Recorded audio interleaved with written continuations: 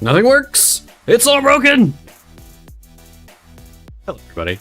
Welcome to the shop. It's, we're running on string and toothpaste at this point. We don't even have duct tape. Just tiny bits of string that I have collected off of old bags of tea that I've used, and, some old, dried out, crusty toothpaste holding things together. I hope everyone else is having a much better day than I am. And beating my head against a wall, decided I needed to stream today, and I'm like, what am I going to do? Well, I'll start the thing and figure it out.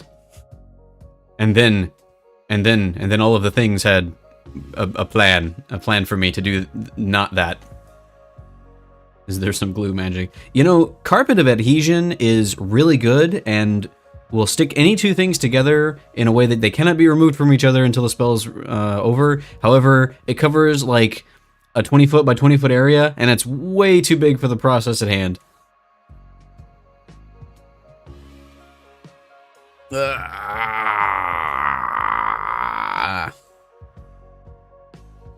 Such a mood.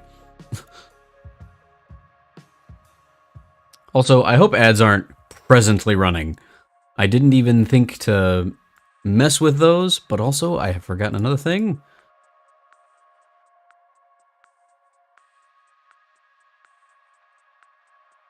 Would love grease, but it's glue. Oh man. So, all right, I'm gonna do the one thing that I know how to do and talk about RPGs for way too much detail.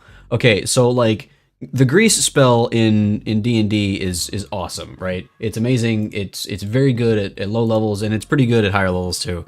Okay, but so Palladium has a spell called Carpet of Adhesion. This spell is like it's one of those things that makes you think, I wonder if the designers thought this through. But the way that it's worded is it says that it sticks two things together irremovably for the duration of the spell.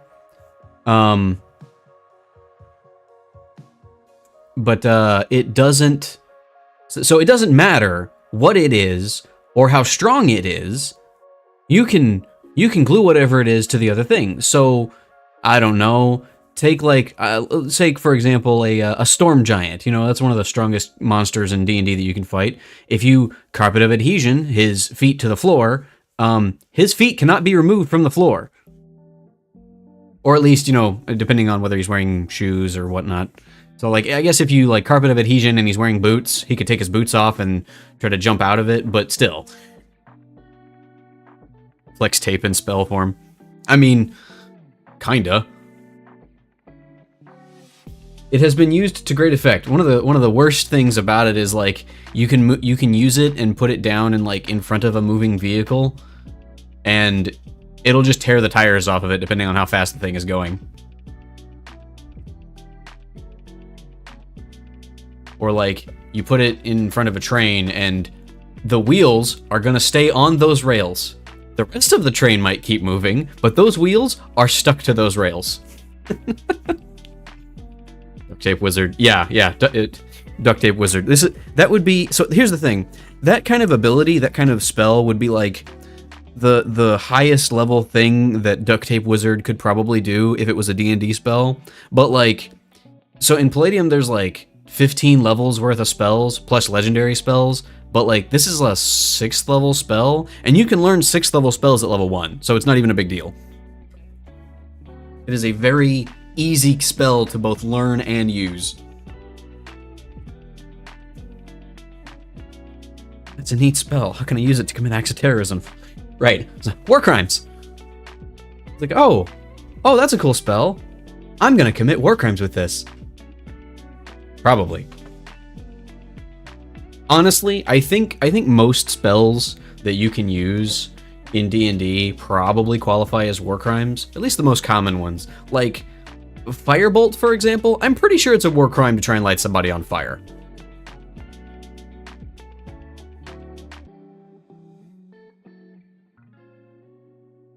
Hello! Fireball. Yeah, I'm pretty sure that that like flamethrowers and stuff are against the Geneva Convention. You commit war crimes on a weekly basis. You're not American. I did watch a video recently about how there was a weapon that was developed for the U.S. military that we used, and it was like, oh, this is really effective. And all the people who, like, all the troops who used it were like, yeah, this really turns engagements around. It's a big deal. It makes things go a lot smoother, and probably saves a lot of lives. And turns out that particular weapon system is a war crime. Congratulations.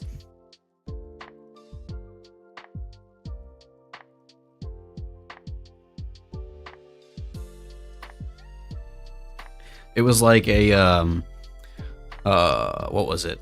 It's basically a grenade launcher. But the thing is, it was like an armor-piercing grenade launcher with a small grenade that could, like, pierce through, drywall and concrete and that kind of thing. And apparently, if you have a grenade or an explosive thing that is below a certain size, that makes it an explosive round. And explosive rounds are war crimes. You can't do that. Go figure, if you have a thing that can shoot through a wall, it can also shoot through a people. And that's a war crime. Also, so I mentioned a little bit ago using incendiaries against civilians, civilian objects, or military personnel. Only on military objects. Right, yeah, so you can firebomb a tank. How much good does that'll do? Although, I guess that goes along with the idea of the anti-material rifle. You are not allowed to use this against people. You are allowed to use this against military vehicles. So, if you need to, I don't know, blow out the driver's side window of a Jeep or something, you can totally use it for that. And if there happens to be somebody behind that window, well, you didn't know that. You weren't aiming for that person, you were aiming for the window. But, okay, so anyway, I'm trying to sort my OBS situation out. I have not fired OBS up more than once since I last streamed. Also, let me explain my absence. I've been, like, hella sick, and I'm just now getting over it. I am no longer coughing and hacking and speaking through my nose. So, that's good. That's fun. But I fired up OBS, and it decided to tell me, hey, we can't connect to the thing that you used to stream, so we're gonna just unload that dock. No chat. No chat for you. Chat still works, it's just not on my screen. Wizard made a recovery. Glad you feel better. Thank you. I'm very glad to feel better. Also, I think I've mentioned this to some, but okay, so I don't get sick often. It's very uncommon for me to get sick at all. Like, the closest I come to that is usually like at the beginning of the year, my sinuses will drain, and I'll have to blow my nose a lot for like a couple of days. But usually that's it, and then it'll headaches and whatnot. But I don't get sick very often. So my roommate had been quarantining in his room for a while because oh man, I feel really sick, and he's coughing and hacking and everything. And like a couple of weeks ago, or however many weeks ago it was, he's like, hey, I'm starting to feel better. I'm going to come out and socialize while people are over. Immediately, next day, I get sick. Thanks, man. I really appreciate it. I always get sick in January for some reason. Yeah, I think that, winter transition to springtime is like the time to get sick.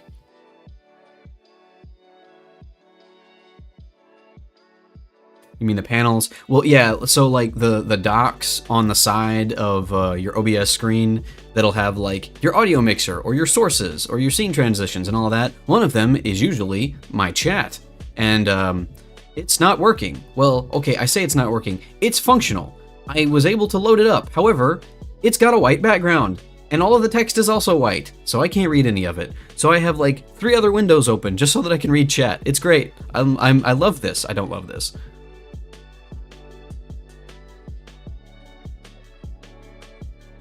New year, new disease.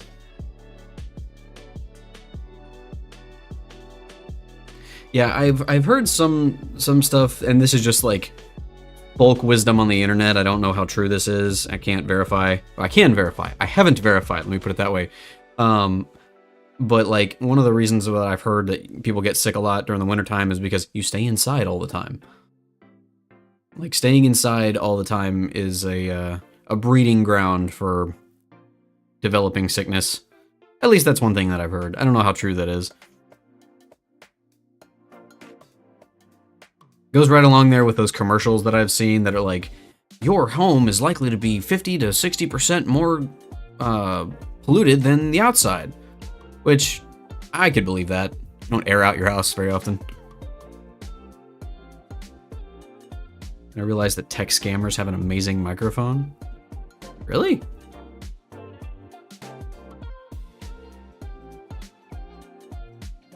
What brought you to that conclusion? Have you been getting calls from people on that have been trying to scam you? Friend got one recently and it's so good he could start. It's like, my guy, you are in the wrong line of work. Like, I realize you're probably getting paid to run this scam, but you could be making us so much more money.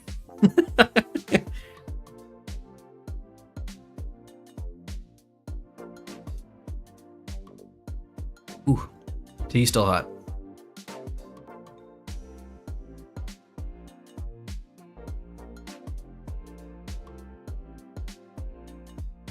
That's how you know I'm not a scammer.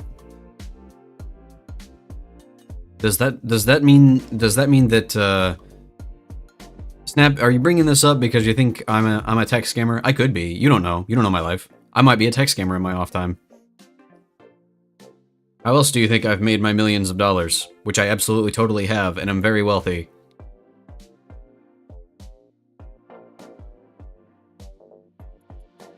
I definitely didn't do it by selling cheese. I'm just cautious, man. No, I believe it. And I think this is not like an uncommon position to be in for our current generation, but like, if someone calls you and you don't know them and they are trying to offer you something, just hang up. I don't want it. I don't know you. I didn't ask for this. You don't need to be talking to me. You are trying to scam me, 100%. If you call me and ask me to spend money on something, you are scamming me.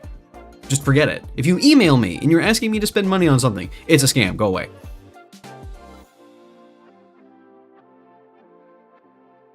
mean, the wizard has been helping me install my software since long ago. Ah, yes, that's just for all the worms. Now every computer that you've ever interacted with on the internet is also infected.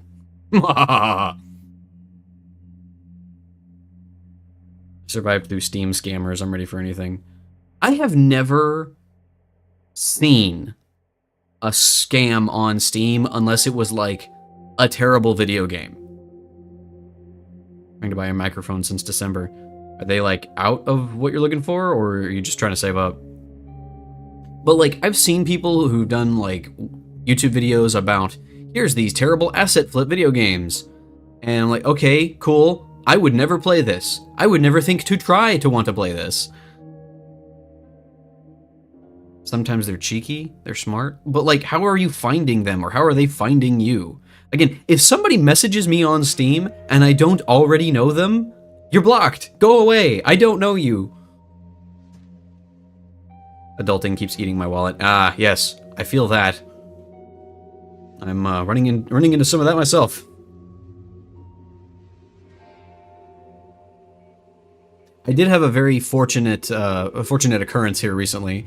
I went to get some food because I was feeling really bad. Just like, you know, you have those days where you go like half the day without eating anything, and you just feel like the world is caving in on itself, and you hate everyone and yourself mostly, and everything, and you're like, maybe I should eat some food.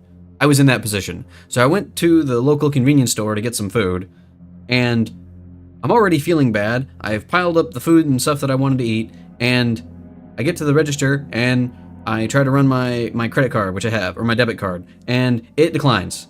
And I thought, what? And I found out later that it had expired. And I was like, oh, okay. I guess I was supposed to get a new one. And I'm like, this is the last thing I need right now. I don't have the money for this. But luckily, I found a gift card that I think I got not this past Christmas, but the previous Christmas, or maybe on my birthday. And I was like, I don't know how much is on this. I might have used it up already, or I might have never used it. And luckily, it had enough on it to buy what I needed. But it was almost a very bad day. Which I realized, like, that's super, modern, I hate saying the expression like first world problems because like that's got a whole bunch of baggage related to it. But anyway, you know what I mean.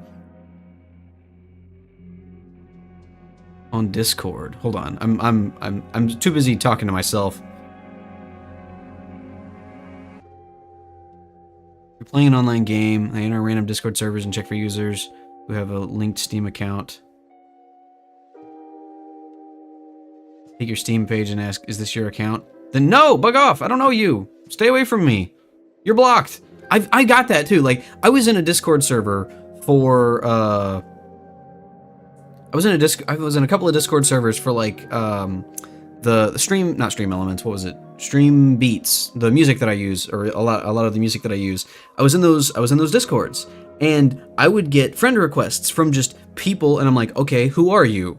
And it says mutual servers, only that one. I'm like, okay, you might be trying to connect and network with people. I'm not here for that. Leave me alone. Also, you might just be a scammer, so go away. Blocked, ignored.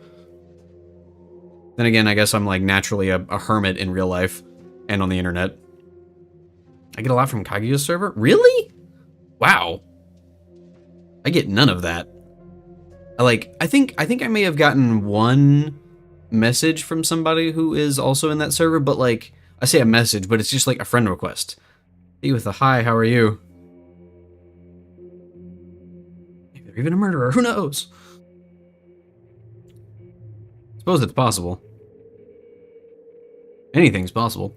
But yeah, like, I don't know, man. My default is to just, like, unless I've spoken with you before or you have something you want to say to me, I'm not gonna respond to you. And, like, I don't know, maybe that's mean, but I think that's what they're counting on, right? Like, I can't distinguish you, Mr. Random Person from the internet messaging me. I can't distinguish you from somebody who just wants to get into my DMs and scam me. And because I can't distinguish that, and you've done nothing to make that easier for me, I have no reason to talk to you.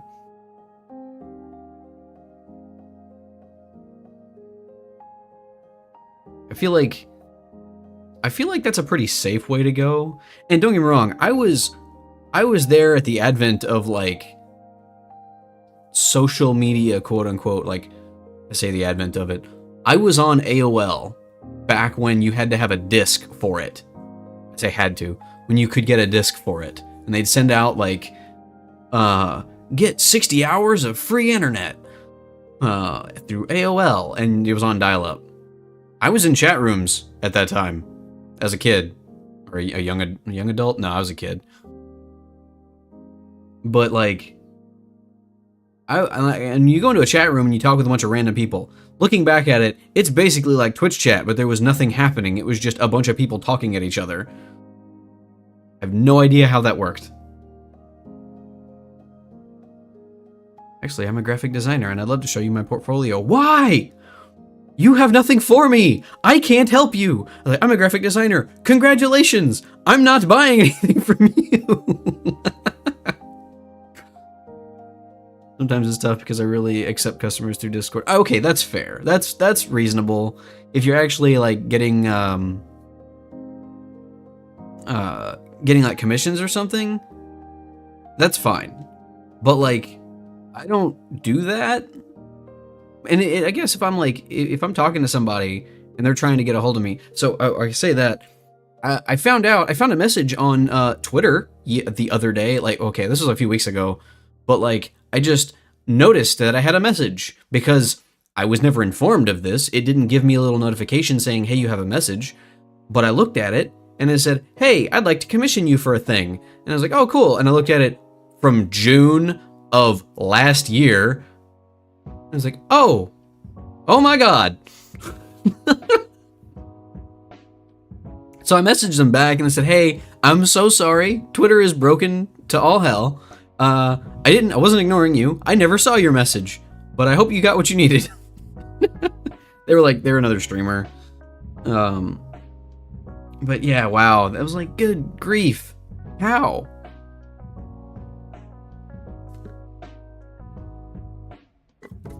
How is this possible?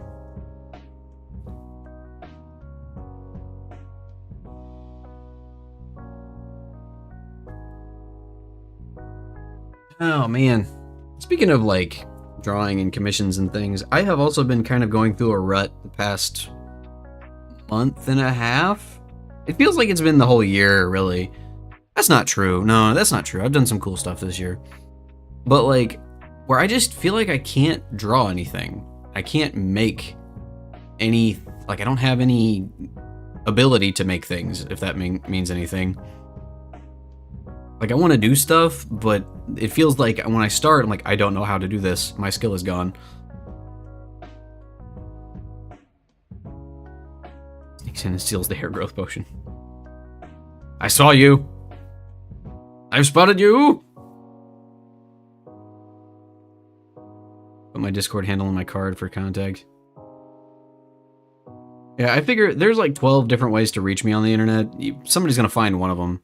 And if they better start their message with, hey, I'd like to commission you, or something like that.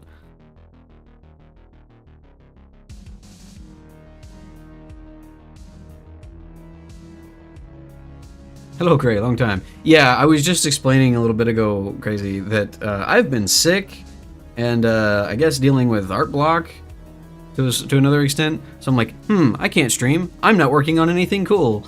What am I possibly going to stream about? But also, I've been like, for the more recently, I've been quite sick. I think it was just like the flu or something like that. I don't think it was COVID. But yeah, coughing and wheezing and hacking up Pligum.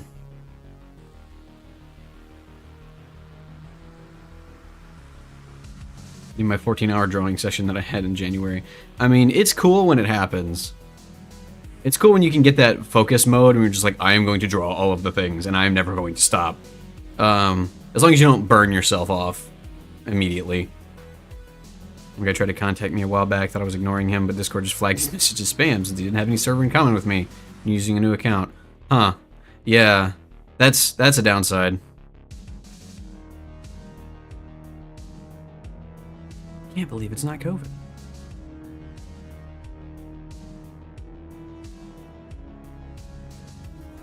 Acorn Fairy?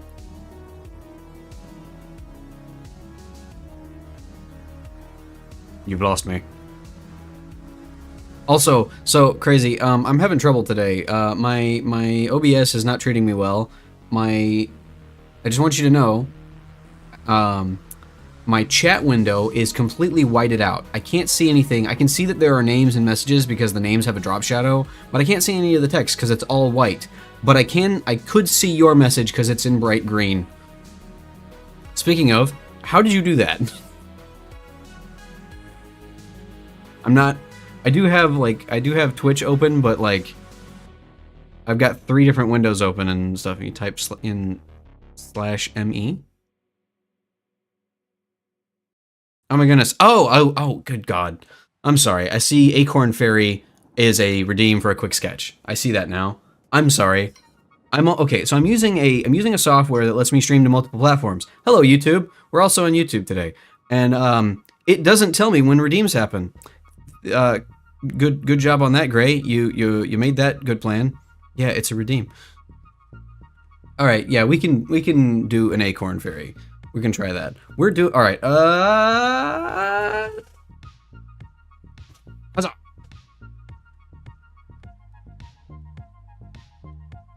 YouTube is not the same. Oh, hey, there's a table there. Just goofing off, trying to draw literally anything at all. But yeah, I gotta fix that. I can't have both windows open at the same time. Or can I? Listen, give me okay, I don't need that. I just need chat. Why is this so small?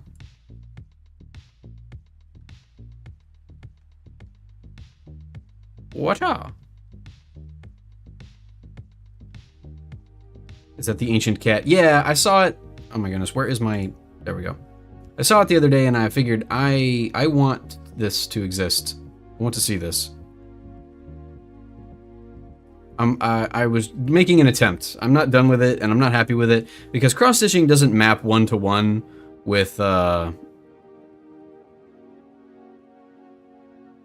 with pixel art. It's close, but it's slightly off.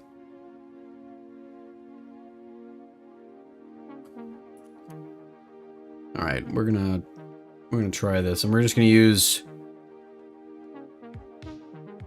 Let's see. Let me look up a picture of an acorn real quick.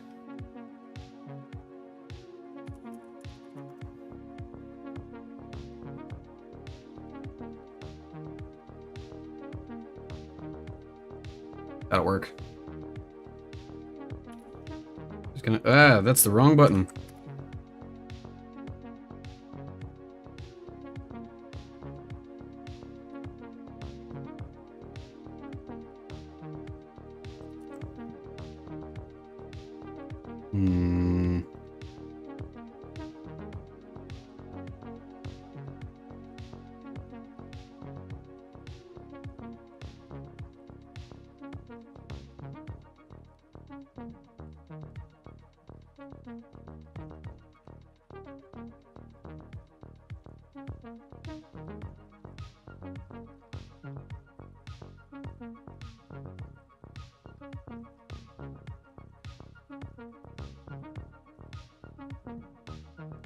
You know what? We have a tool for this.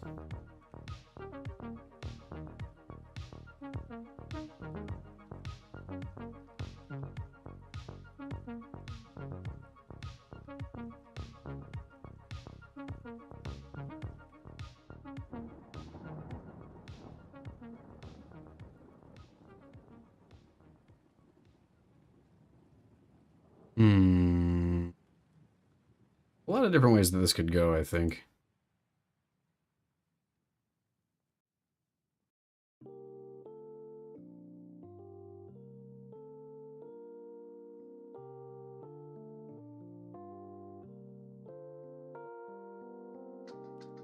Not the ads. Found it all.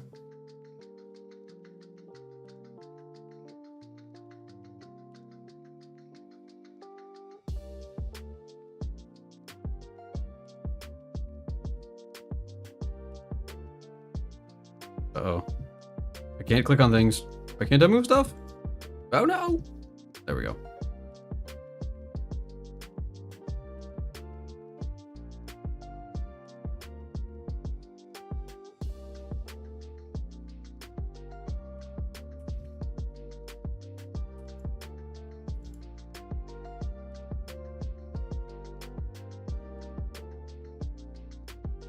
Why are you useless to me, OBS? Why have you done this to me? Literally cannot read chat, and it's blowing my mind. It's being a problem. You know what? I have a fix for this. Hold on. We can make this work. Probably. Maybe. If I add this maybe. Is it that one? You can look at chat there.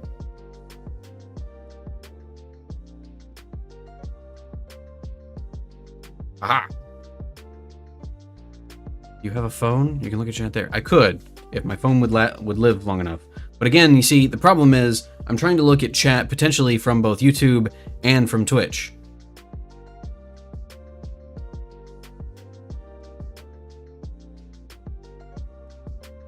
Don't you guys have phones? Feel like this brown is a bit too saturated. That one's too bright. I want this color, but like less. Similarly dark. No, that's not what I wanted at all.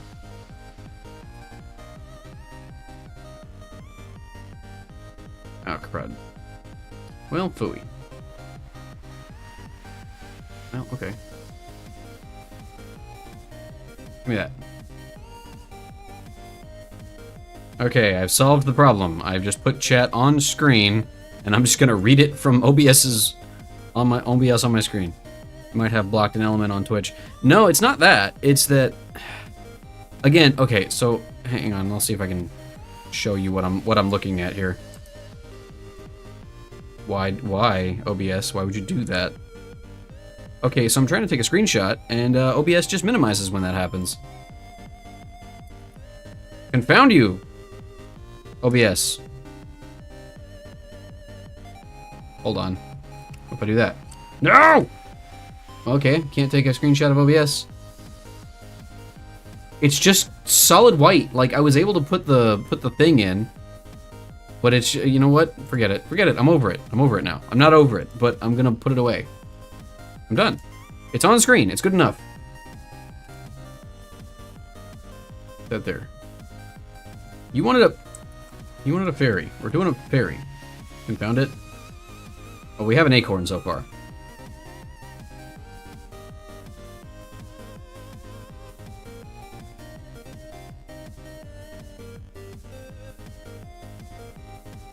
Stuck a key? No, it's just whenever I hit the hotkeys to do the screen capture, it just makes OBS go away.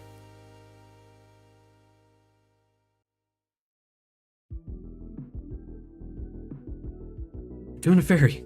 God, that's just drawn an acorn. Listen, fairies come in all shapes and sizes.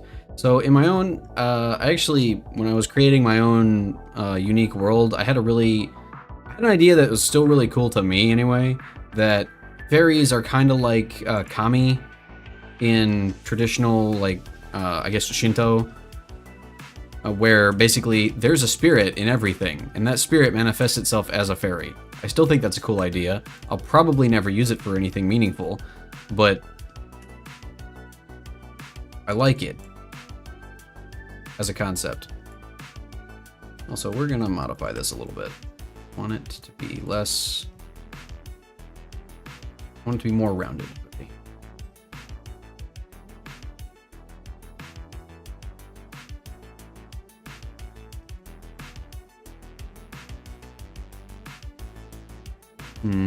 Okay, so we got... This is the basic outline of an acorn. How do we turn this into being a fairy? The first thing it needs is wings, obviously.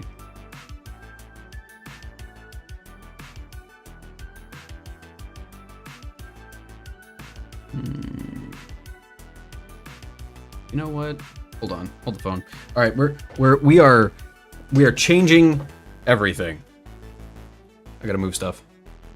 I want to use the pen for this. We're gonna see how well that works and how long that decision lasts. I have this problem, you see, where certain things are a lot easier to do with, like, especially pixel art for the most part, if I'm just straight up using a mouse. But some things, like if I want to just freehand stuff, it's easier if I'm using a pen, and so I need to move all my stuff around. It's the wrong thing. Come here. And okay, I should have plenty of space up here. All right, let's do some sketches. Let's sketch out this thing. Again, the whole thing is, it's not that quick. Pen is superior to mouse. Sometimes. Like, I like the precision that I get using a pen.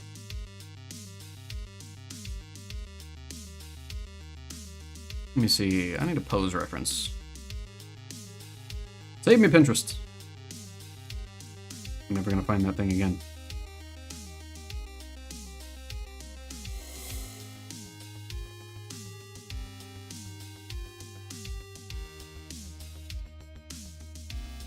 I'm trying to make a frame in pixel art. Like a warframe? Only God can help you.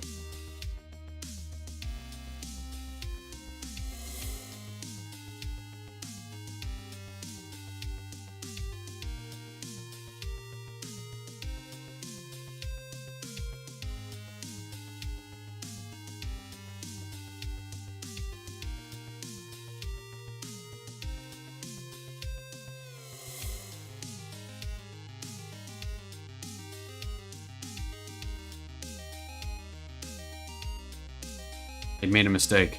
An actual frame. What do you mean an actual frame? Like a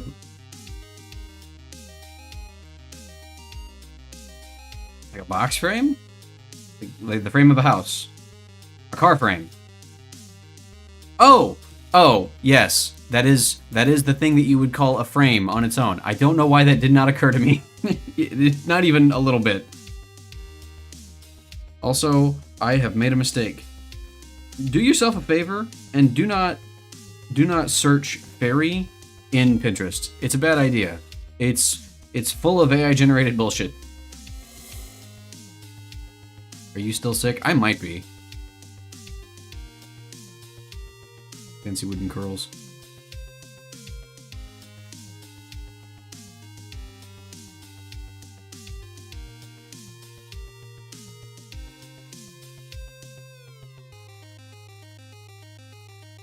Taking over search results. Look, yeah, so it's half of the stuff that I'm finding is either AI or it definitely was on Facebook. Just want to pose, man.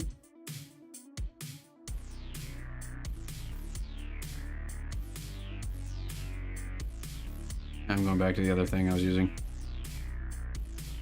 You know what? This'll work. This'll work. I'm gonna. Oh my goodness! I closed it. Open back up here. And abort it.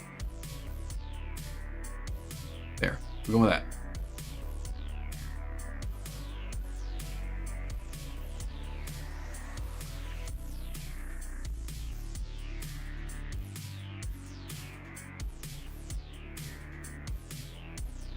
You seen how AI tries to make chains? I have not.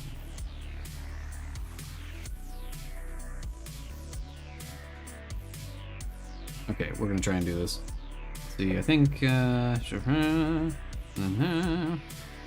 like shoulders are like that-ish.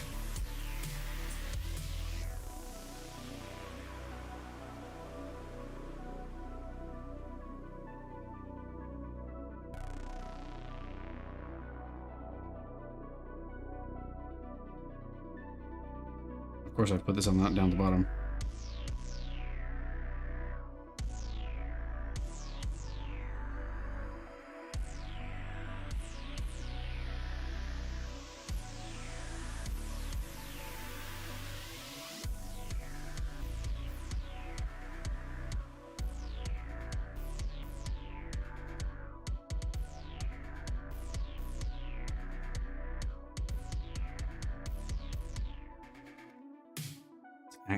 Are you saying? I realize you wrote IA, but did you mean AI? Because otherwise, IA might refer to something that I'm just not familiar with. I just had to ask.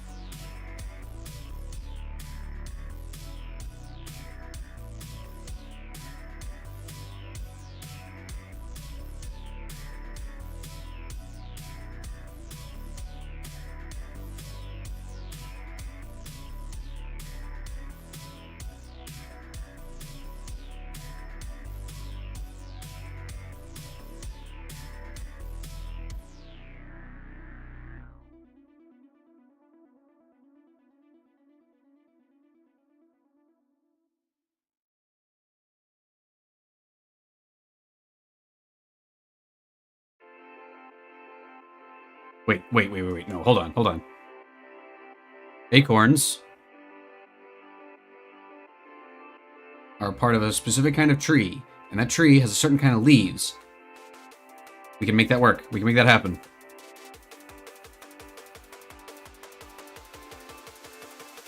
Okay. They've got kind of a blob shape.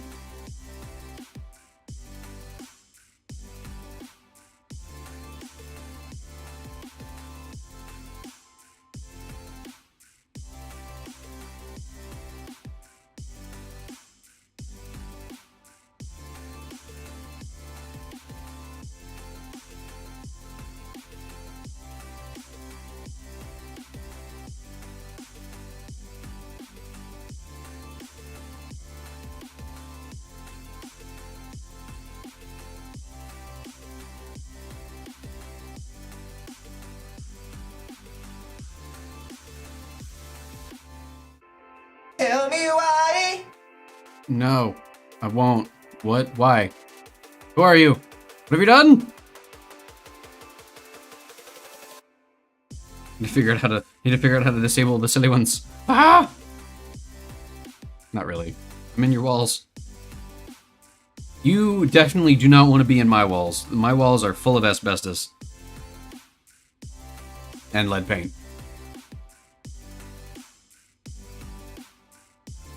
I should hide the stuff that I'm not drawing right now. Asbestos. Asbestos. It'll give you cancer. I live in a house that was built in the 40s. Or the 50s, maybe.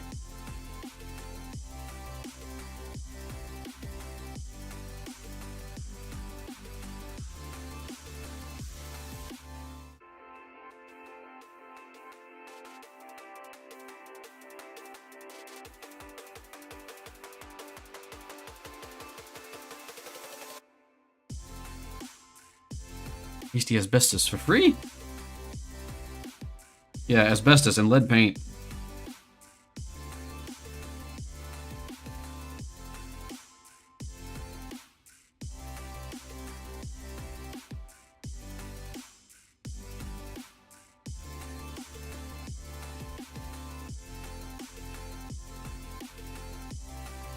Okay, yeah, something like that, I think.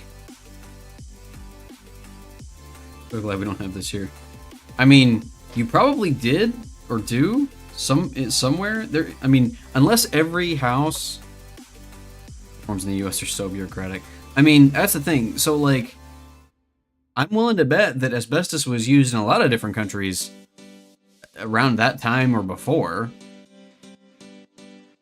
Like it's just that, you know, because this house is still standing from the time that it was built.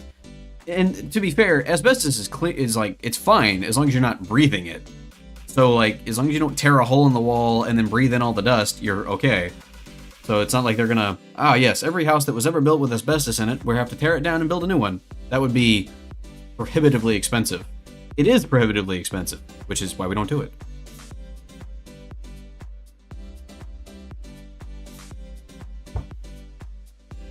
I did not put enough sugar in this tea.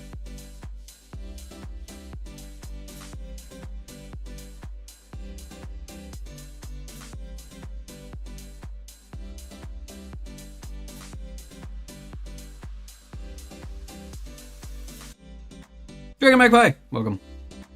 Bigger problem is water pipes, they can still have lead. Yes, those absolutely need to be replaced. As long as they're... If they are going to be pipes that lead to drinking, or like that carry drinking water. Otherwise, then yeah.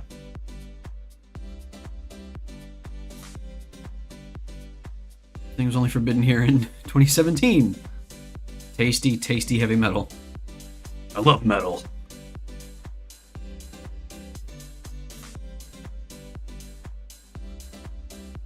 Save your work. Oh, okay, fine. I'll do it. I'll do it. But only because I was told to.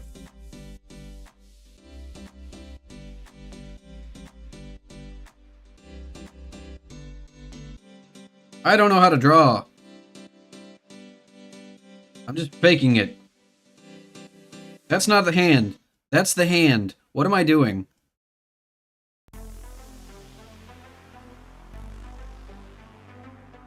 Green for legs.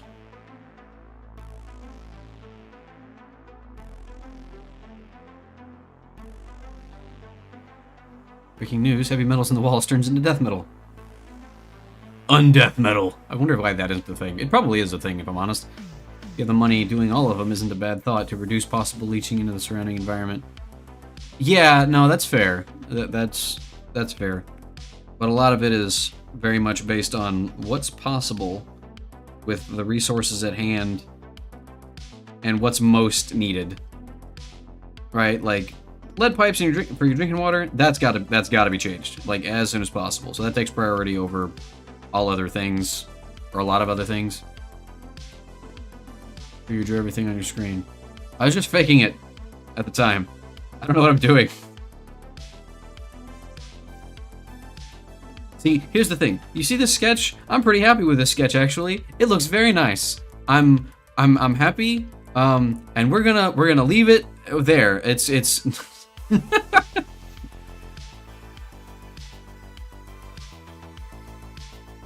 like it's fine. It looks good. It's very good as a sketch. It looks great.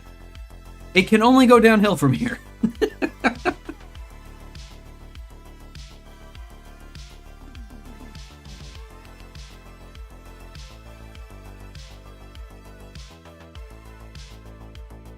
I don't know why I'm doing this. I'm just trying to separate out my various pieces of anatomy.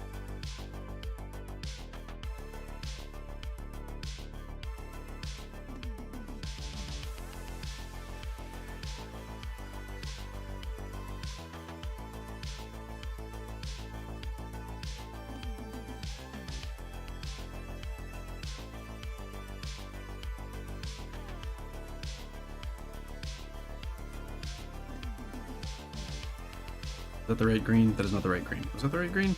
Nope, that's too dark. There we go.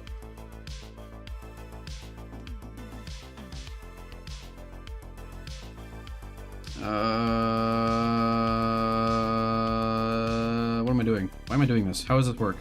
How does it work? You know what I mean?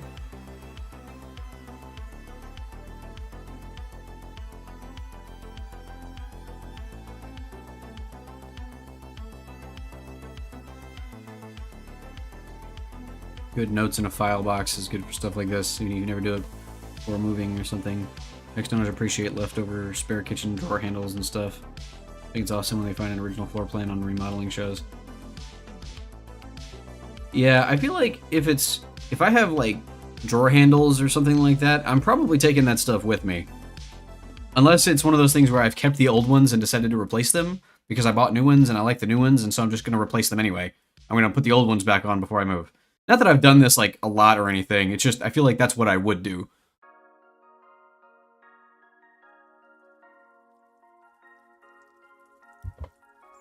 Also, the vagaries of the English language, when you say find an original floor plan on remodeling shows, that could mean that they found a house that it is still in its original floor plan, or it could mean that this floor plan is original.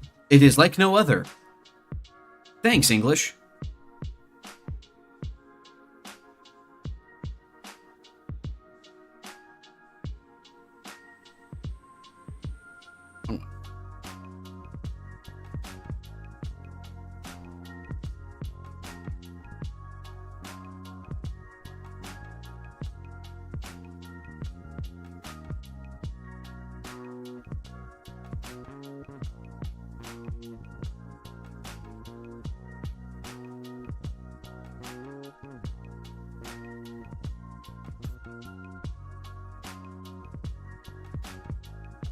Got to remember that we're doing fairy, and ideally the fairy will be very slight and have very thin limbs. Thin limbs. Thin limbs.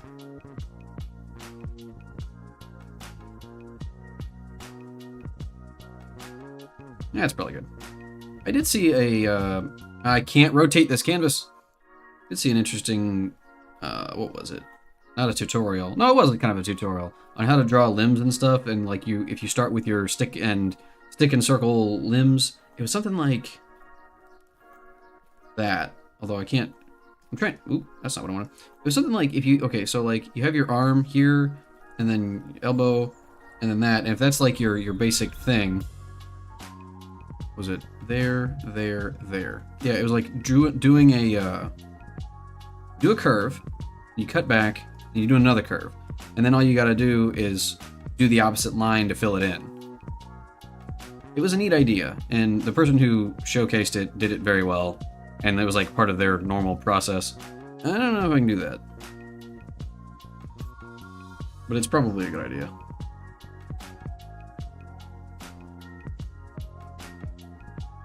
I think this arm needs to be like out here, maybe? Feels very short. Floor plan wise, both technically, but I meant the document. Like the actual design floor plan. When you have like 3 left for some reason, in case one breaks, usually people don't take all the kitchen cabinet handles with them. Okay, yeah. Oh, I see what you're saying. Like you bought a pack of them and you didn't need all of them, so they're left behind. Yeah, that's fair. This dude's gonna have a hat. See if the... Okay, so if this is their head, and...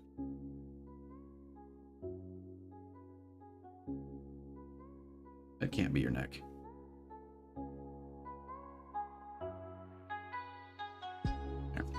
I'm going to need to do something with this. It going that way? Let's go back to my other reference image. It's actually kind of... Oop, that.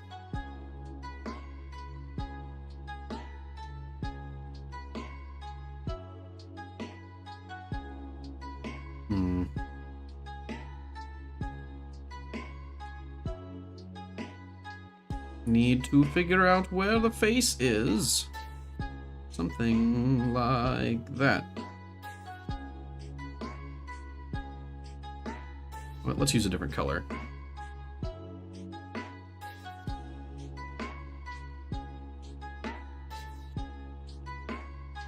don't know if that's I don't know if that's better. That's not better. Man, Crazy, why did you ask me to draw a people? Like, that's the least thing I'm capable of. Can't draw people. Is that where their chin actually is? Hold on. Somewhere down here.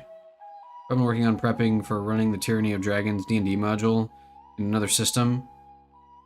The amount of work I've needed to do ignoring the system differences is so funny. Oh yeah! You're trying to... What's the other system? I'm very curious. Also, is Tyranny of Dragons the 5e one?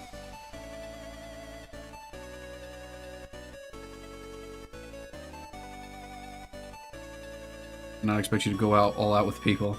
I think you're gonna do an acorn with wings. Wings and a face.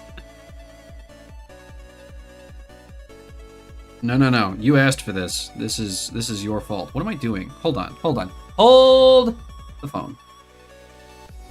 This is not how you do a head. This is not how this works. It's not how heads work. We're just gonna do this.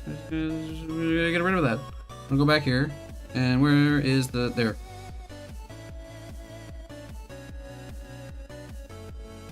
Pathfinder. Ooh, fun! I think the conversion hasn't even been the most work.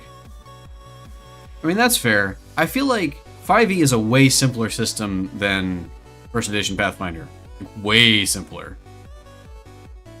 Yeah, the 5e. Okay, because like there was... I think I'm thinking of in 3rd Edition... or 3.5 or whatever, I think there was Rage of Dragons. That was like an event that happened. I don't remember if there was like a single adventure book for it or something, but it's similar. Just time to fight dragons, basically.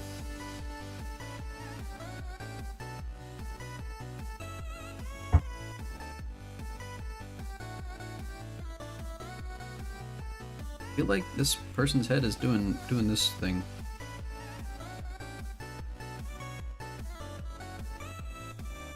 But yeah, I sympathize with converting things to one system to another. But if it hasn't been the conversion, like if the conversion is not the thing that's been the most problematic, what has been? Because I feel like you can just pick up and plop down as far as story is concerned. It's just the formatting of the module's bad, and sometimes someone shows up and is never relevant again.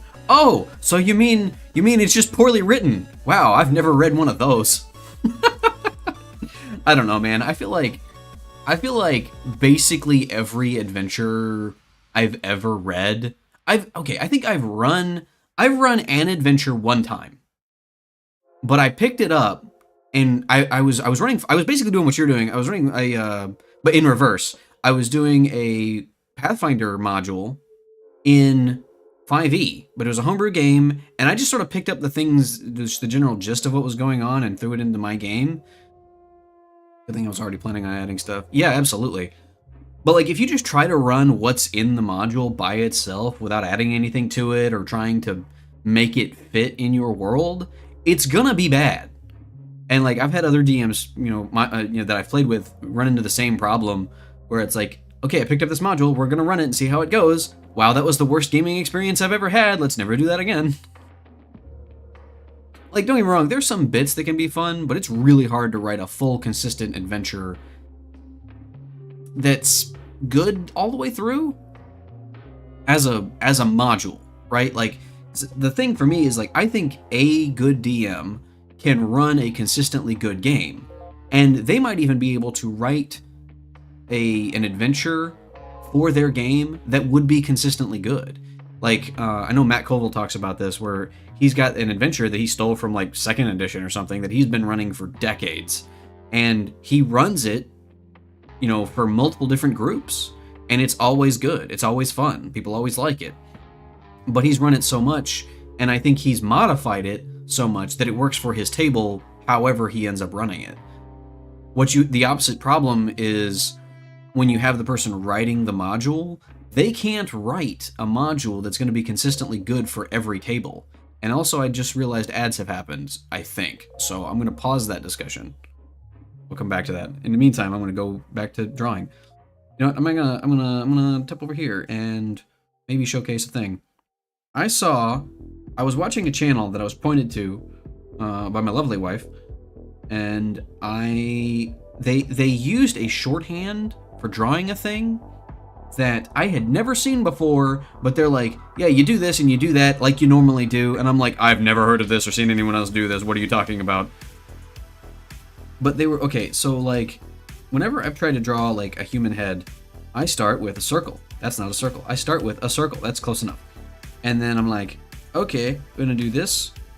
I'm gonna be like, put the chin there-ish, and we got the center line, boop boop, and then we're gonna come down and do that. I'm gonna come down and do that, and I'll modify the chin shape a little bit. But yeah, that's how I draw the head. And if I want to draw it at an angle, you just do the same thing. You got a circle, and you put that over there, and then you just sort of figure it out. You sort of, just sort of figure it out. This is not what this person did, and I've never been able to get this right. It never looks correct to me. There's an ear. Nope, it's over there-ish. The eyes would be like somewhere. I hate the fact that this bottom little circle. You know what? I'm getting too lost in the weeds here. It's not relevant. But anyway, point is, the thing that I saw that they were doing was like basically drawing a head in profile. So they started with their first circle, right? And I was like, oh yeah, so cool. I know where this is going. But then they were like, and then draw your second circle. And I'm like, what? I've completely lost my mind. But they were drawing like complete perfect side profile. So like it came straight down from this circle and then like came up and across over to here-ish somewhere, just pointing up in here somewhere. And put it there. Actually, I think it was in line right here. So like your eyes end up there, basically. But their whole thing was just keep adding circles. Yeah, basically. But their whole thing was like they were talking about drawing noses and like specifically the point between the nose and the chin, but like doing the eye. This can be let's do that basically. Well, noses and mouths basically. So like if that's where your chin goes, right? You can a lot of like conventional wisdom has been like you must put the lips back here somewhere behind this line. But like the point that the artist who was doing this was making was that that's actually kind of racist. People don't all look like that. I mean, it's very anime. And, anime does that a lot. Not all the time, but it does it a lot. But anyway, the point that they were making was like, you can do that, but also if you want to draw people that look like other human beings, you can just do it. Like they were specifically looking for a systematic approach to how to draw the thing to consistently make it look good. So instead of just trying to fake it and do something like that or whatever, basically they came up with a secondary what's the word I'm looking for? System, I guess, where you start again at the eye, you do another line out to there or wherever, and then that comes down to here. So you end up with, you've got a triangle here, but then you've also got this other triangle here, which that would be your lip, and the chin would be where you think it would be. And this doesn't work well in pixel art. It's very hard to display in pixel art, actually.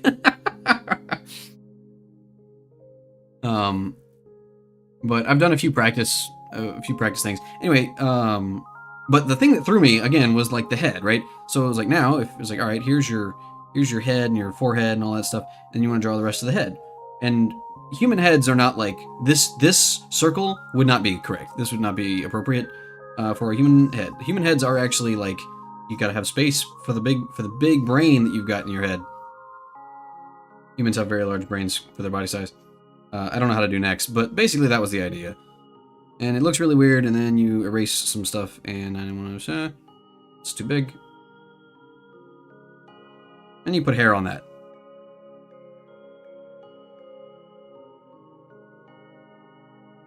There, boom, done. Done, son. Something like that. Anyway. Personally, I found Out of the Abyss module funny because your characters better have a reason to not leave the Underdark as soon as possible, or boy does the DM have a lot of worry. So actually, yes, I was playing Out of the Abyss. We played like 3 sessions of it, and exactly that. What is it? Like, you get kidnapped and brought to the Underdark.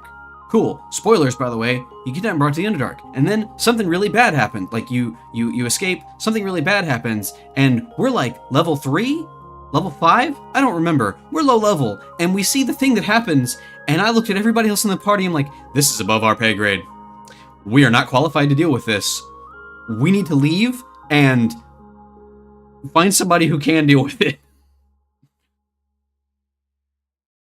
Everyone you meet is a jackass. Why would anyone stay? Yeah! It's like you're playing Fallout 4 or something. And without the... It's like, and even the Minutemen aren't there. That said, I have played with a DM who that's just the game he runs. Anyone you meet is a jackass, except for the people who are trying to help you, who are incompetent and will get you killed.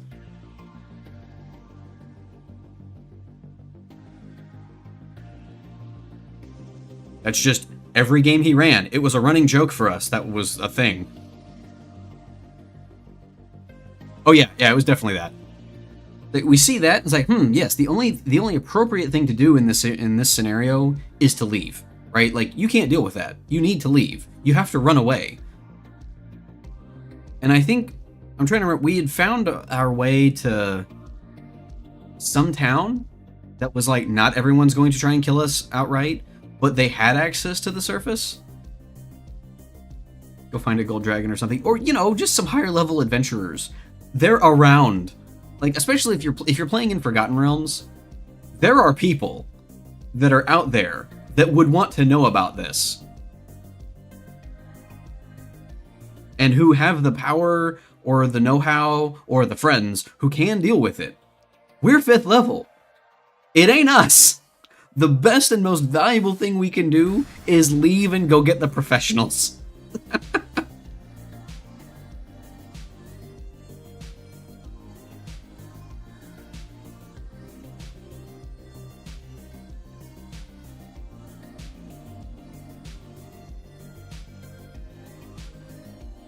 We need an adult. Yeah, really. But yeah, and I think that's kind of where that game sort of petered out, actually. Like, we did, I think our GM was like, well, it's not exactly Forgotten Realms, but if you guys don't want to be down, like, in the Underdark, there is a way out. And so we're like, yeah, cool, we'll get a way out, we'll charter an airship, which was a thing that we knew about, and we'll go to the biggest city in town and tell the king or whoever is in charge that, hey, there's a problem going on, and it could overflow, and yeah.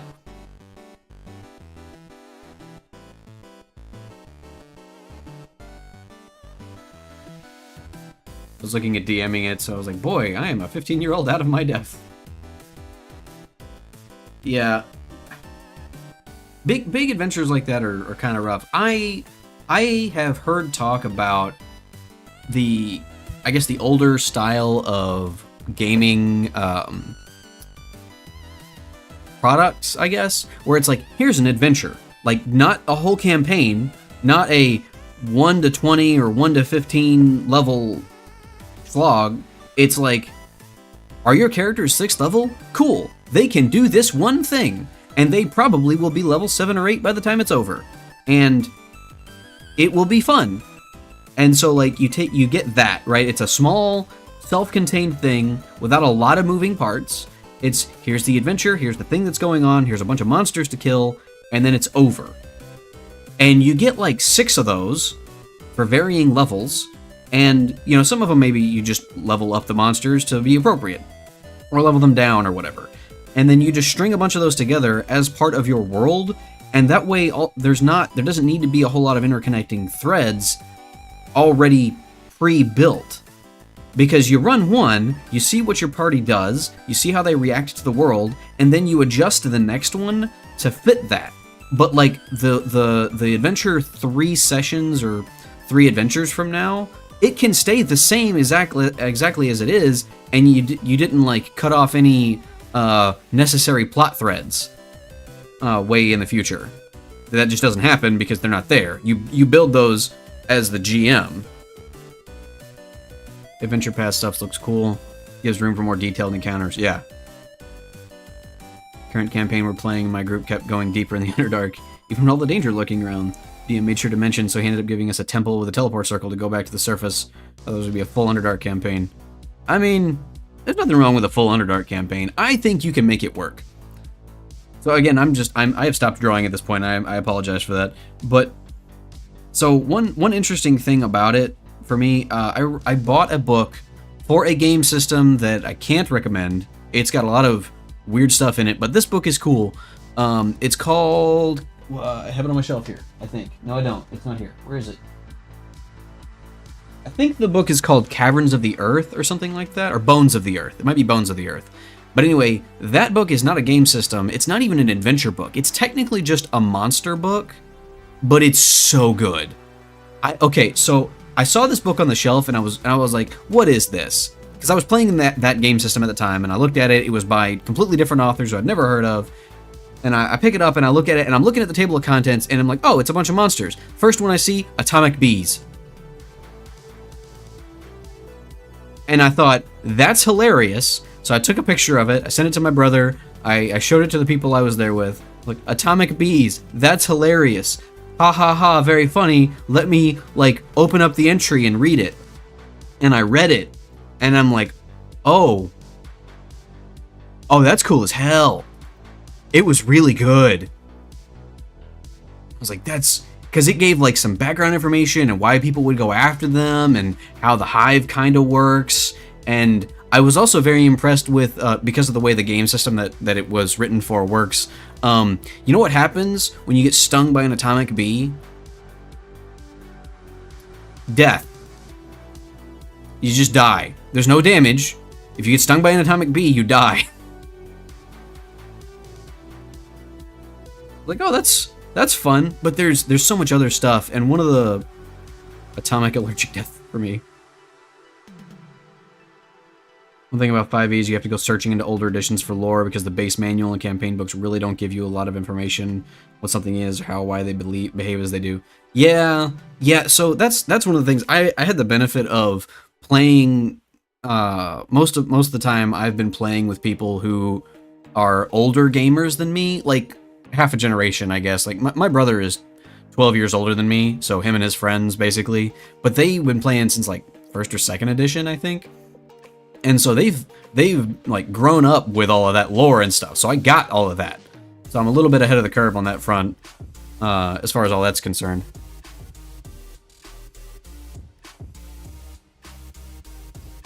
So, you know, I have a lot of that information. Like I was playing just this past Sunday, and I brought up the Tressum, which is a random animal in the Forgotten Realms. It doesn't show up anywhere else really, but it's just a flying cat.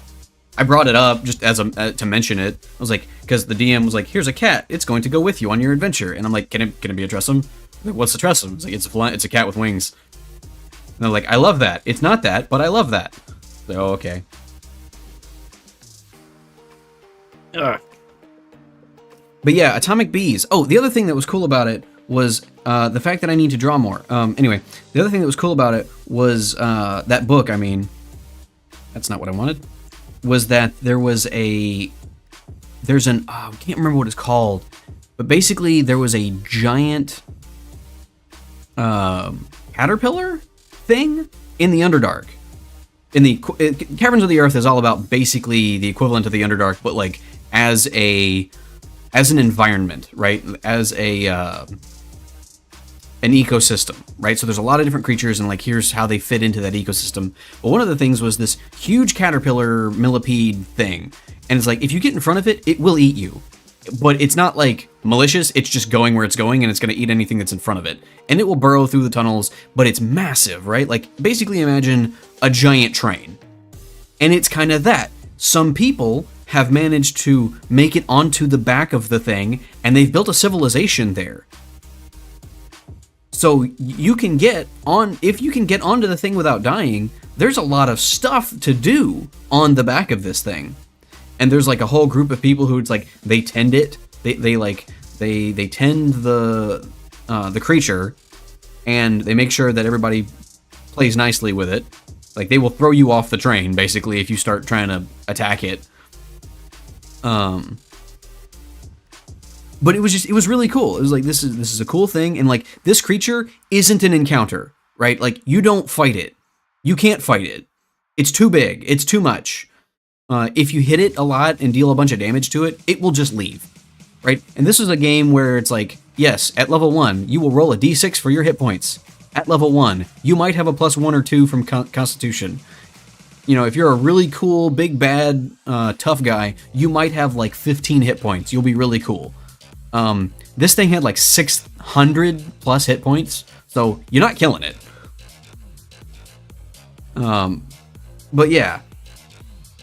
That, and it also had Mothmen, and it like described the life cycle of the Mothmen. That was cool. Anyway, it's a really cool book. I'd love to go through it sometime. But it's also for a game that's terrible, and I can't support it because the author is the author. I have words about the author that I will not repeat here.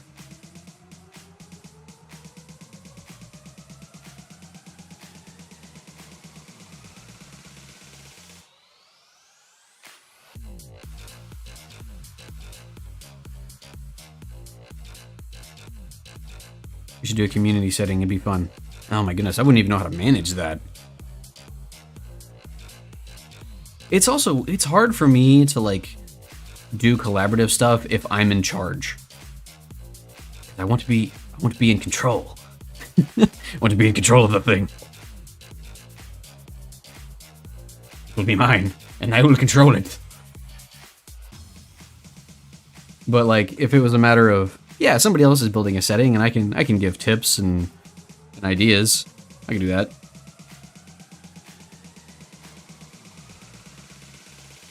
How do I draw people? How does this work?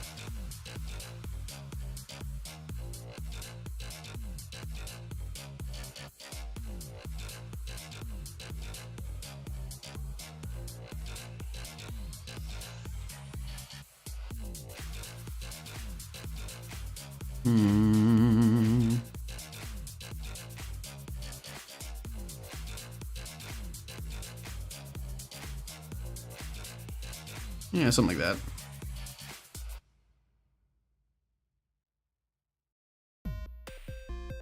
Yeah, there we go. That works.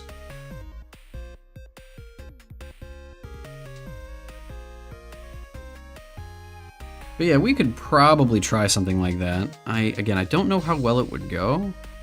I would need to get like a, not a template, but like, I'd need to get some kind of format together. It's like, okay, we're doing a community collab building thing, and here's the things we're working on.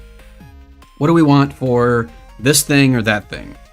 You know, like what's the major power in the area? Who's in charge? What's the conflict or whatever, that kind of stuff.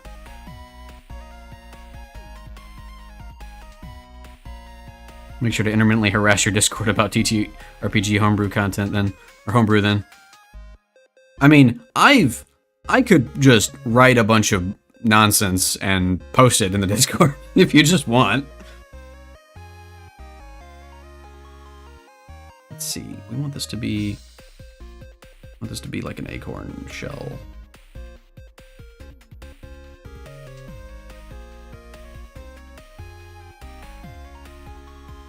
across like that. Yeah. I have to go around behind the ear here.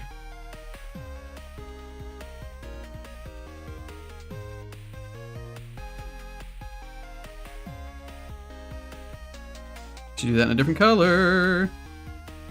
How about that one?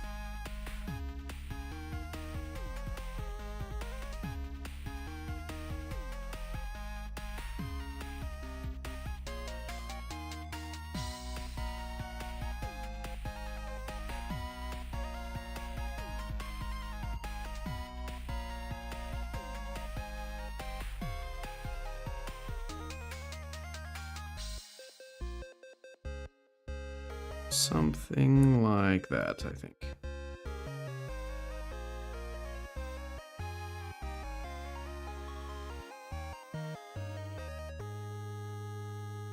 Just enjoy homebrewing and exploring the crazy abilities mobs had in earlier editions of different systems. Yeah, I also like playing video games and being like, hey, that's really cool. I would love to see if I can make that work in a fun way in a tabletop system. Does this creature look... I feel like their arms are too short. Yeah, their arms are definitely too short. Let's go back down here. This needs to be more down here, actually, I think.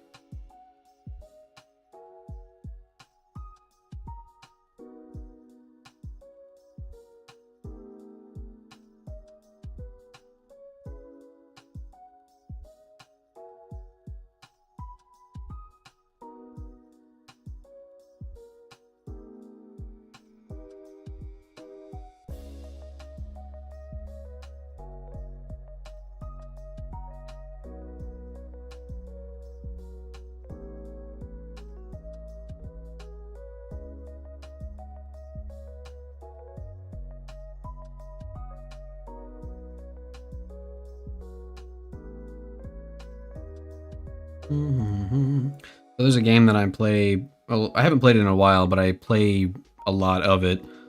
I have played a lot of it. I mean, called Tales of Maj'Eyal, and there's a lot of really cool setting information in that I would totally steal for a homebrew game if I was going to run one. For example, one of the most fun things that I like about that game is that it gives an explicit in-lore reason for slime monsters, like slime enemies, to exist. So, like, as far as I'm aware, most of the monsters in D&D, like especially the iconic ones, are either it's an alien from outer space in the far reaches of the darkness, and therefore it's like a Cthulhian nightmare, or it's a wizard did it.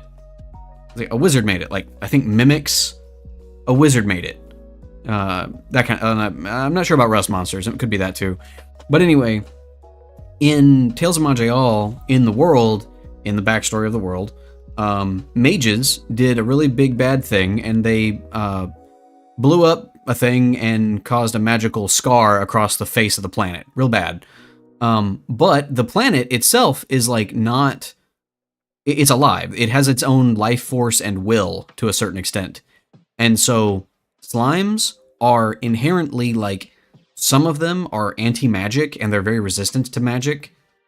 And they are basically, in some cases, literally sort of like the mucus slash white blood cell response of the planet trying to fix that specific problem. So, like, they're all over the world. Like, they're coming out, you find them in the middle of the forest or whatever. But, like, they are a natural response of the planet trying to heal itself and protect itself from that happening. And some people have learned to commune with those things and use their abilities to, fight back against magic users and other stuff. But it's cool, right? Like, that's really cool. I've never heard anything like that. I would love to steal that. And to be clear, they're, like, different from, like, animals and stuff. They do not care. They'll attack basically anything.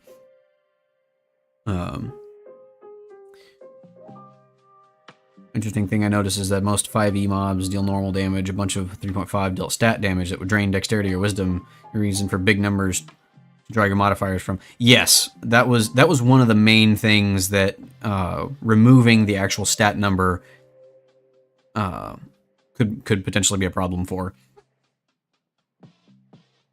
Like more variant HP pools. Yeah, if you've ever played Numenera or the Cypher system, it takes that idea and runs with it. Like your HP is your stat pools. So imagine you've got 3 stat pools. It's like body, mind, and soul or something like that. That's not the right stats. That's a different game. But it is 3 stats. And you've got a value, somewhere between 8 and 20 or something for each one. And whenever you take damage, you pick one. You just pick one of those and you remove the damage from that stat. I think that's how that works. So basically your stat totals are your HP.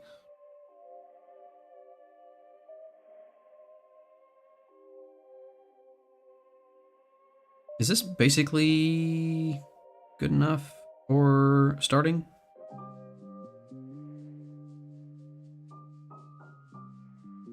It might be.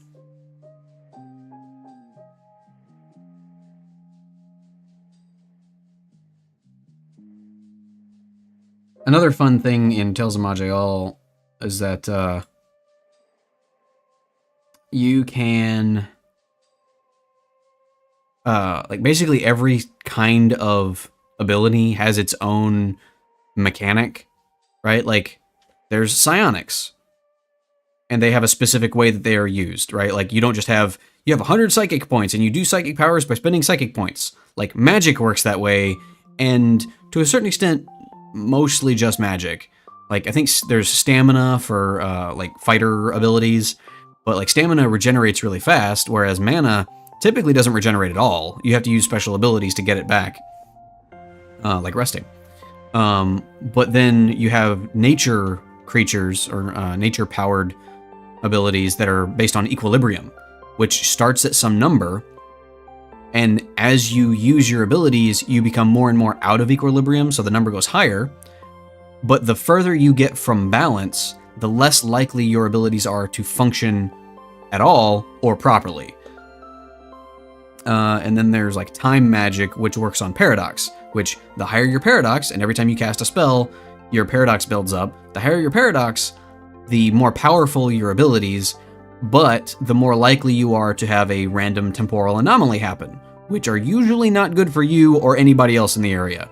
But up to and including summoning a clone of yourself that tries to kill you. Or just temporarily teleporting you into a dimensional pocket where it's full of time monsters that try to eat you. We'll build an urban fantasy setting at some point with both magic and psionics. Yeah, that's one of those things that a lot of people have like there was psionics in 3rd edition. I never played much with them, mostly because the guys I played with were like, nah, we don't want psionics in our fantasy game. That's a sci-fi thing.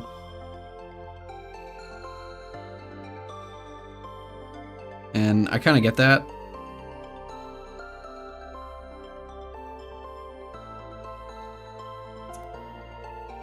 But like, I'm sure that it can be made to work. The biggest problem is like, how do you differentiate psionics and magic in a way that makes them feel different, yet doesn't really become a problem? You know what I mean?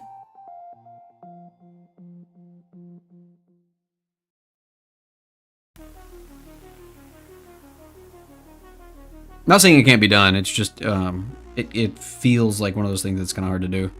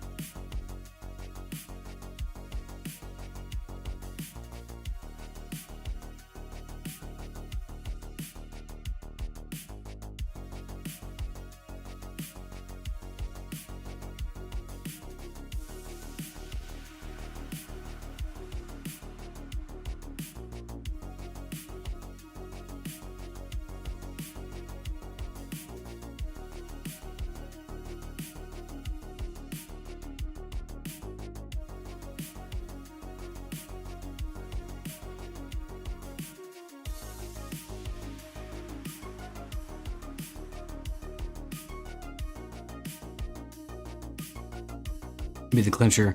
Honestly, Mind Flayers are subbed because I feel like it's damaged the ability to have mainstream psionics without them. So one thing that I would say is, like, it would be nice, personally, it'd be nice to explain why psionics. Like, and also why magic. Like, what is it about this world that has magic in it? Why does the magic exist? Why is it there? And then also psionics. Why do psionics exist? I mean, you could just, I mean, it doesn't have to be super complicated. It could just be as simple as, well, if somebody's either born with the ability and or trains their mind, you can develop the ability to move rocks at a distance or whatever. Cool. That would mean, personally, like, that kind of thing engenders, like, there's a community around this. There's a group of people that practice this thing. Also, ads. So we'll put that on the back burner for a second until everybody's back.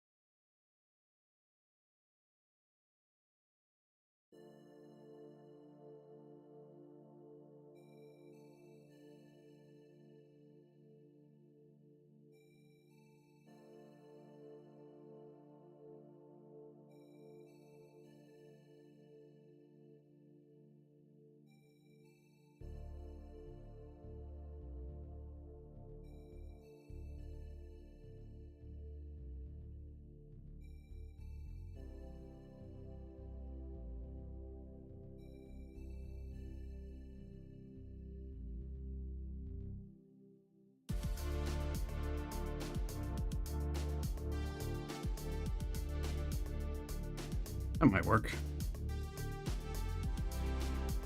Yeah, let me know when the ads are over.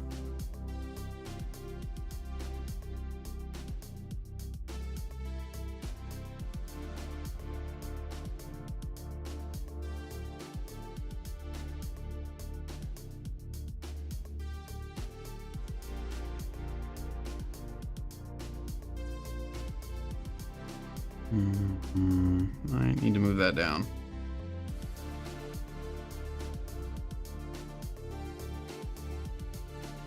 They are. 1 second, I have an order. Very well.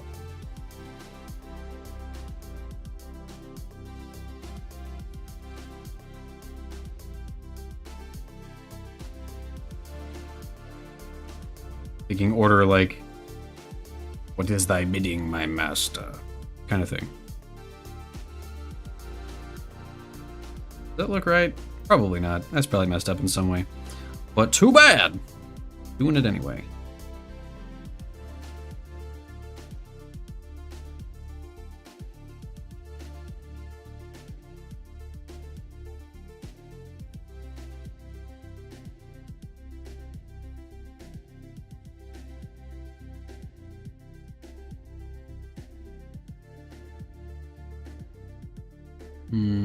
I'm going to modify this a bit from the way I have drawn it. I don't like it.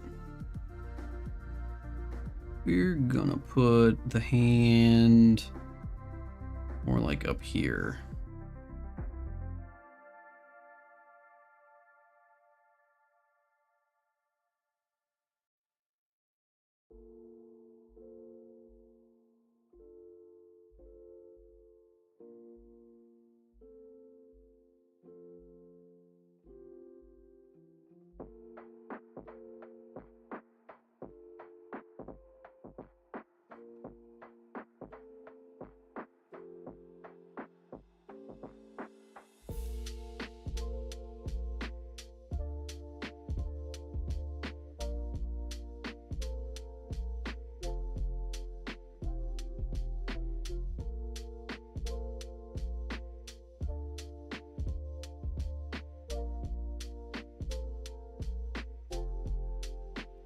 Hmm.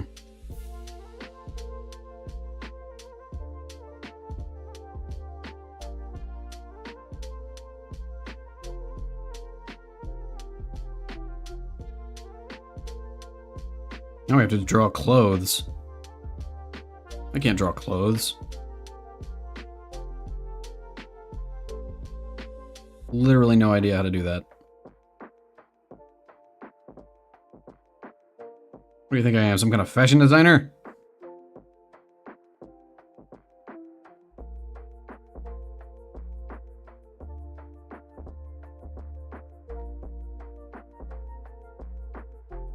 Immediately tries to draw something asymmetric. You got me.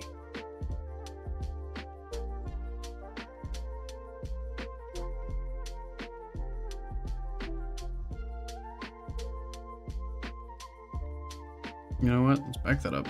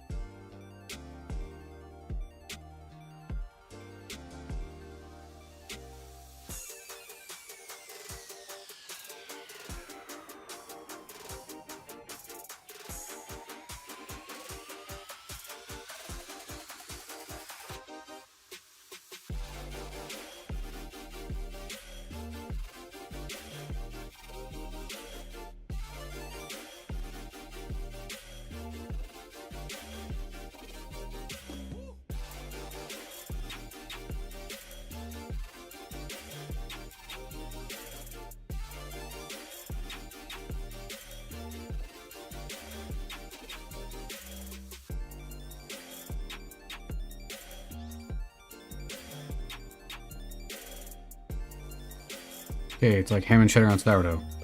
I could go for a ham and cheddar on sourdough.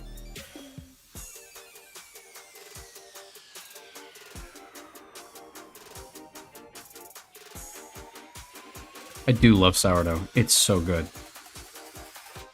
Just like bread.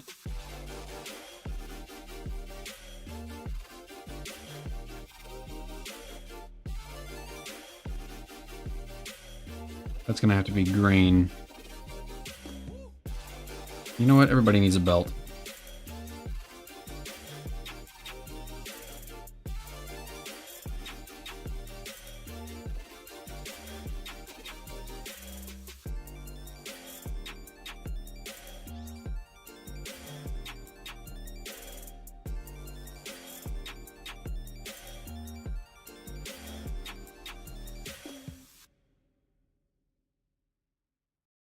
How do I draw pixelated eyes at an angle? How does that work? The answer is it probably doesn't.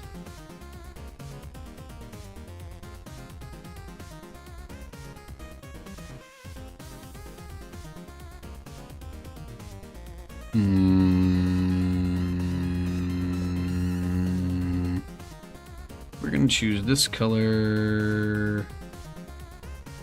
Oh my goodness, this is gonna be a problem, and I can feel it.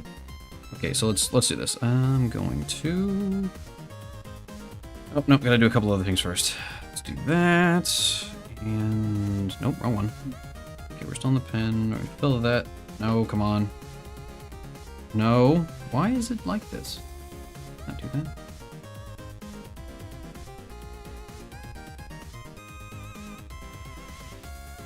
Close that.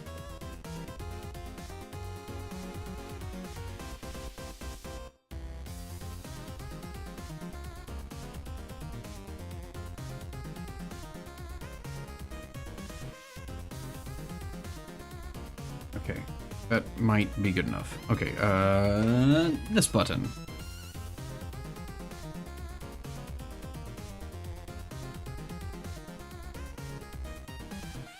Meow. My cat's yelling at me.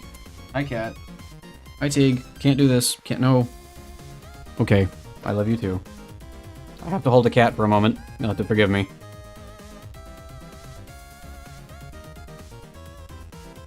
Purr louder, Tig. Purr into the thing. There we go. Purring right into the microphone. It's only worth it if the people can hear you, Tig. Otherwise, you're just, like, being a nuisance. I only have you for the likes and the views, cat. 100%. You can't stay here. I am holding a cat with both hands. I cannot draw this way. She does not seem to mind. She's very purry. Okay, I need you to go. Go on. Go on. I love you, but you must go. And don't put your butt in my tea. Confound it all. No, go away! Cat, so help me.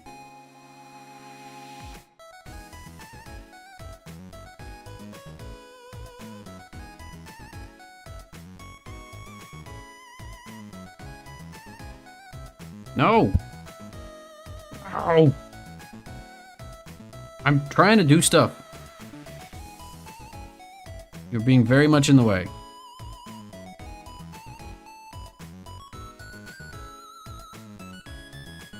Can't even see the things that I'm trying to click on.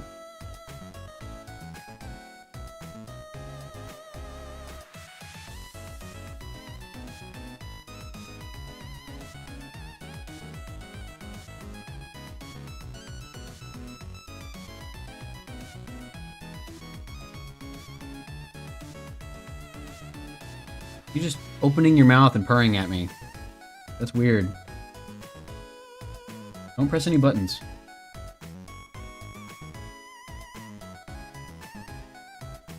Yes, thank you for chewing on my finger. I appreciate that. Kinda.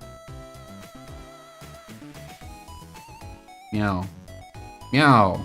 Okay, I have to do stuff. Take us. Don't look at me like that. I do. What in the world?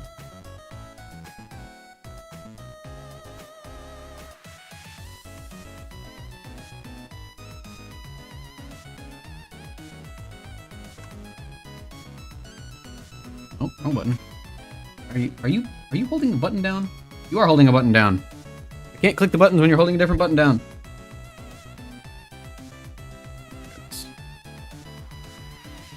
How dare you?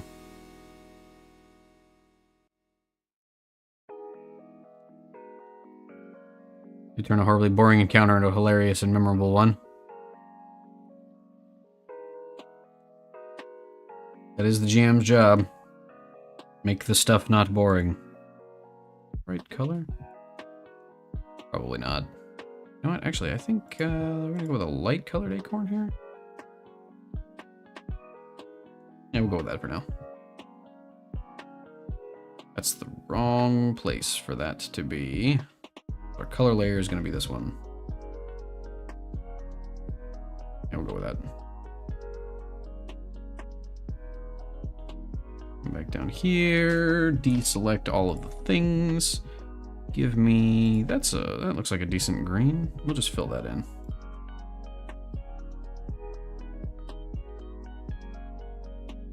Yeah, that's good.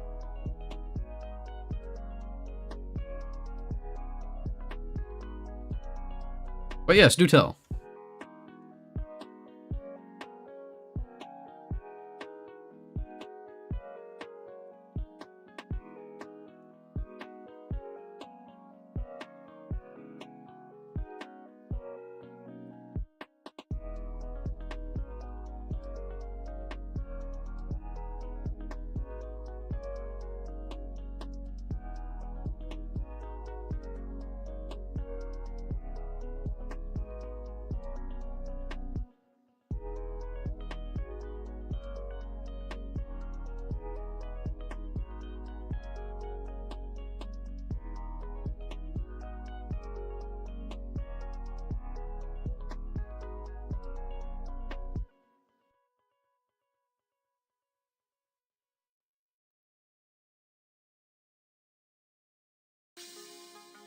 Had to interact with Cat. Now I'm all kinds of thrown off. Found you, Pig.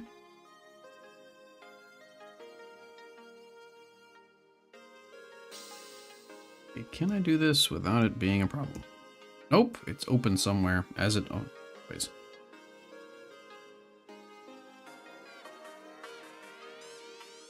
Okay, that's all closed off. That should be fine. That's not. Okay.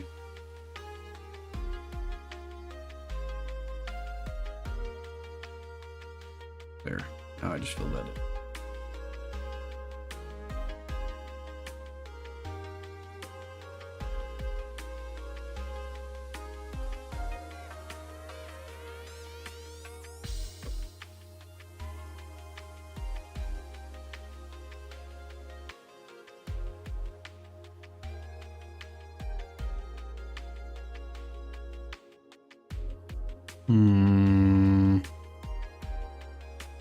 I kind of want to expand this one a little bit.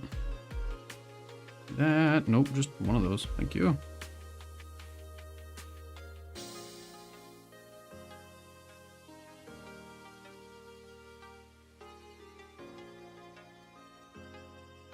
Yeah, that'll work.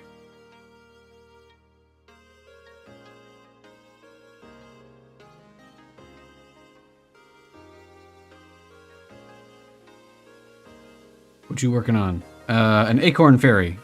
It was a quick sketch redeem. It was redeemed like an hour ago. You know, quick sketch, no big deal.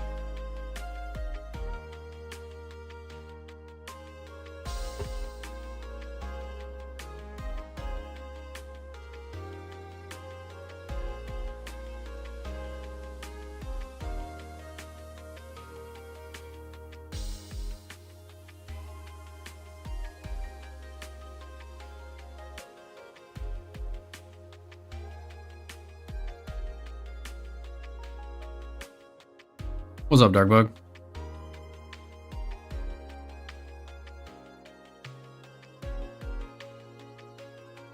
Hello?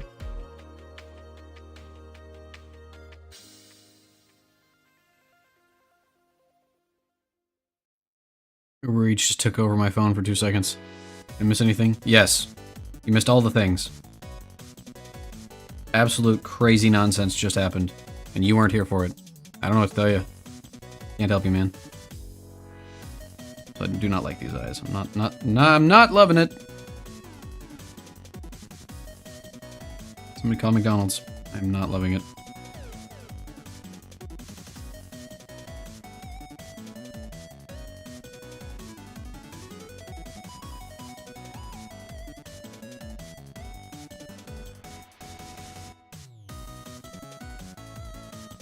I want to do angled eyes, or like eyes that are set at an angle, because that's how the face is, but none of this is working. Every time I do this, it looks weird.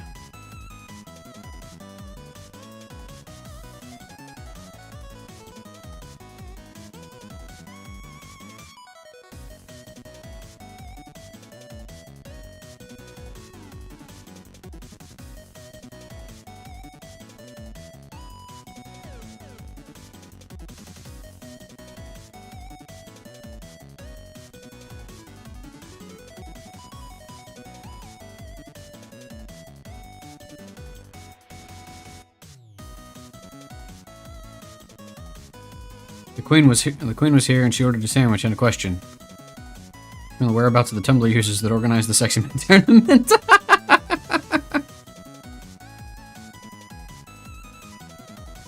Excellent. Amazing.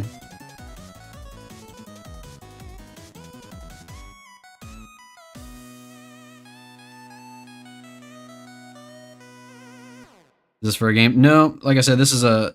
Oh, right, I guess you missed it. This is a quick sketch redeem.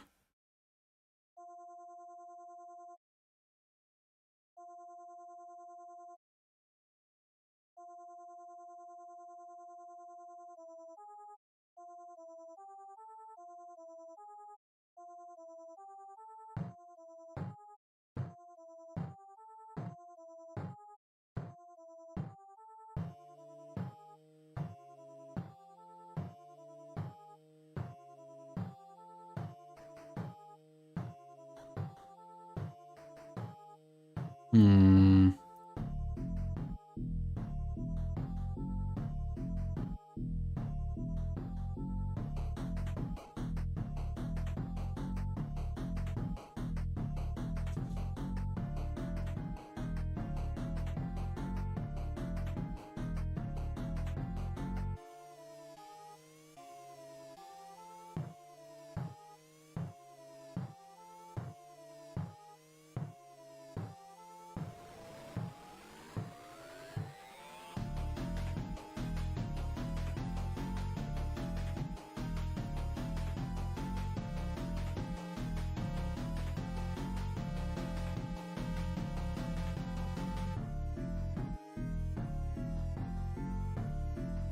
Still looks weird, man.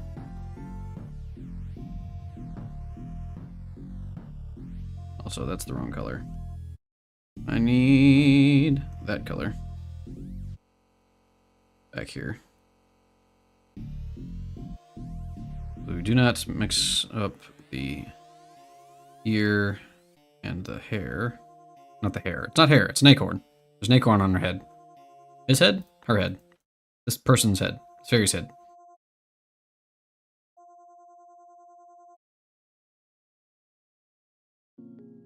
Confound it all.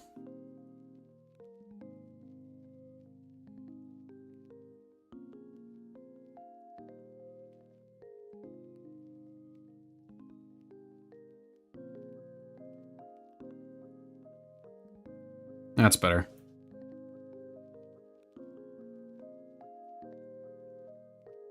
But yeah, we struggling today, Darkbug.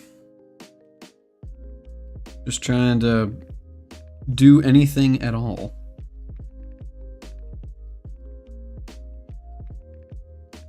I've had technical issues. I've had motivation issues. I've had health issues. It's great. Loving it. My favorite.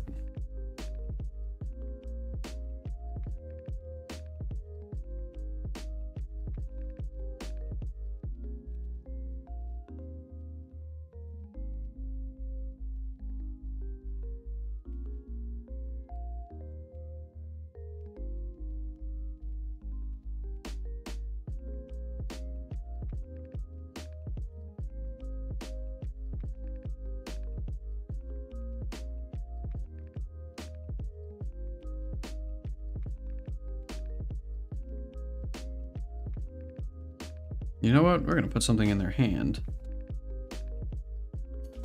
And it's gonna be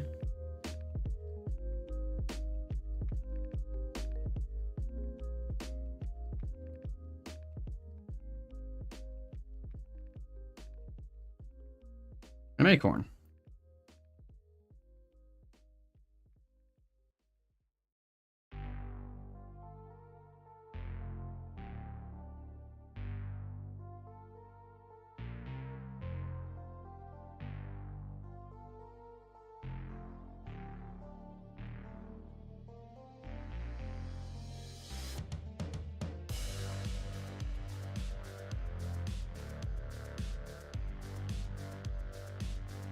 Same, kind of tired of my day job. It's mostly meetings now. Just drags the day out.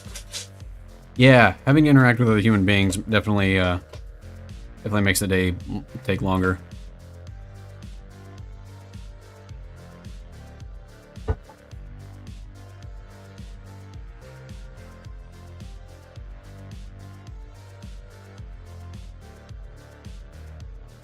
I'm not joking. It really does.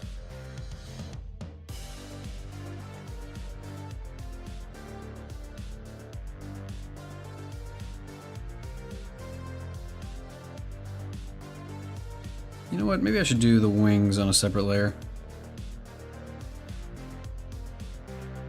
Maybe I should start naming my layers.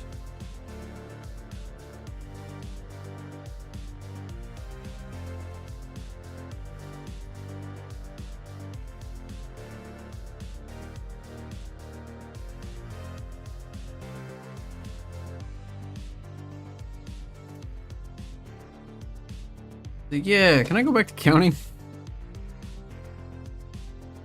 No, just sit there muted and answer one question every 2 hours. Ugh.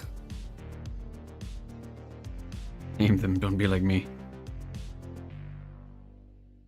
Listen, I labeled the cat layer.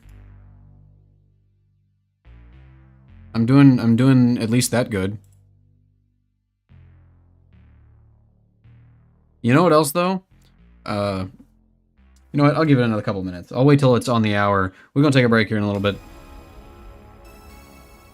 Eventually. Maybe I should just like really go all out and actually make the wings super massive, because these are kind of small as far as wings go.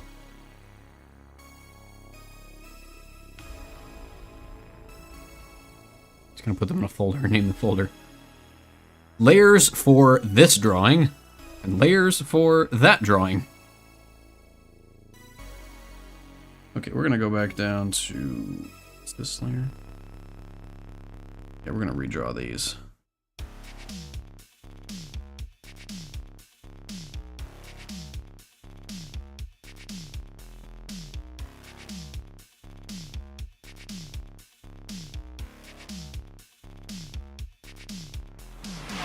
Ah!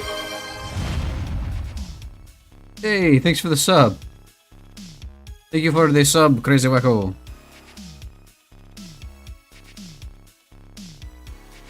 Ah, thank you, Darkbug, for the gift sub, I guess. Although nothing is telling me that it's a gift sub. Because all my shit's broken! Ah! Thanks, Darkbug. It is appreciated. But seriously, all my stuff is broken. Like, so my stream chat, I was telling everybody this earlier, my stream chat is fully whited out right now. I just can't see it. Like, I can see that there's chat happening, I can see that there's names, because they have a drop shadow, but everything else is whited out, and it's white text on a white background, and that is not useful to me in any way. But yeah, thanks for the gift sub, and enjoy your emotes. But to leave to get ready for another meeting. How dare you? How dare you come in here and say nice things to me, and then give me a sub, and then just leave. Just like that.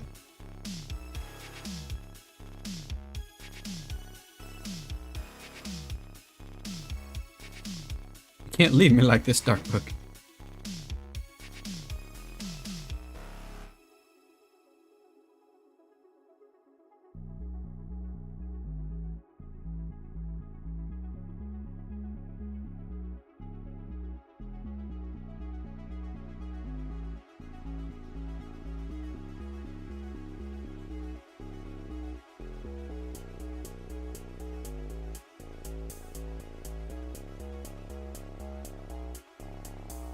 L.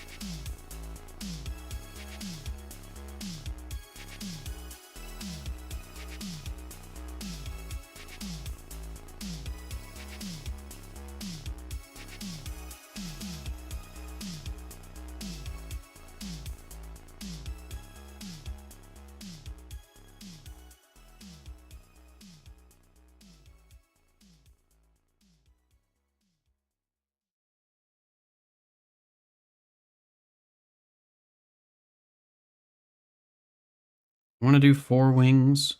Probably not. But I'm gonna do it anyway. Because I'm a fool. A fool, you hear me?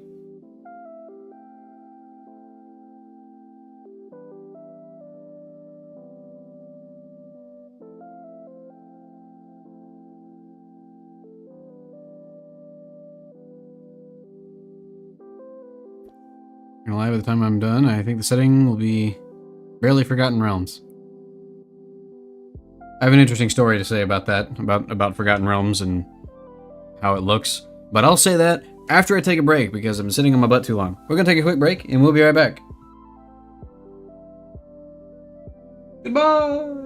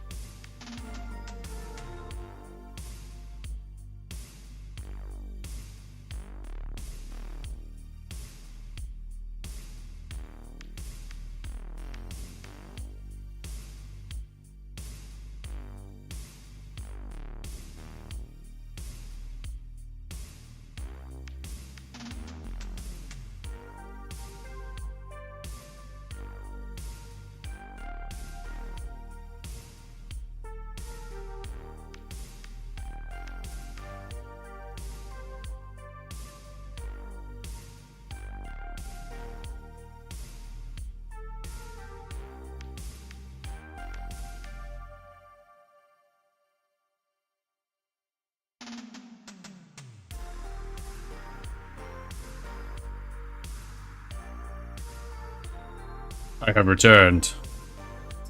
Welcome back. You can also check out Gray on Twitter at twitter.com/AtarianTheGray. I don't post things very often because I'm bad at social media. And I have these unrealistic expectations that posting the same stuff that I've already posted before is a bad idea, which is dumb. Is it still Twitter and not X? I mean, I'm pretty sure the link is still Twitter. And good luck on them changing that. If they ever do, it's gonna be a really big deal. Because that's gonna break a whole lot of stuff.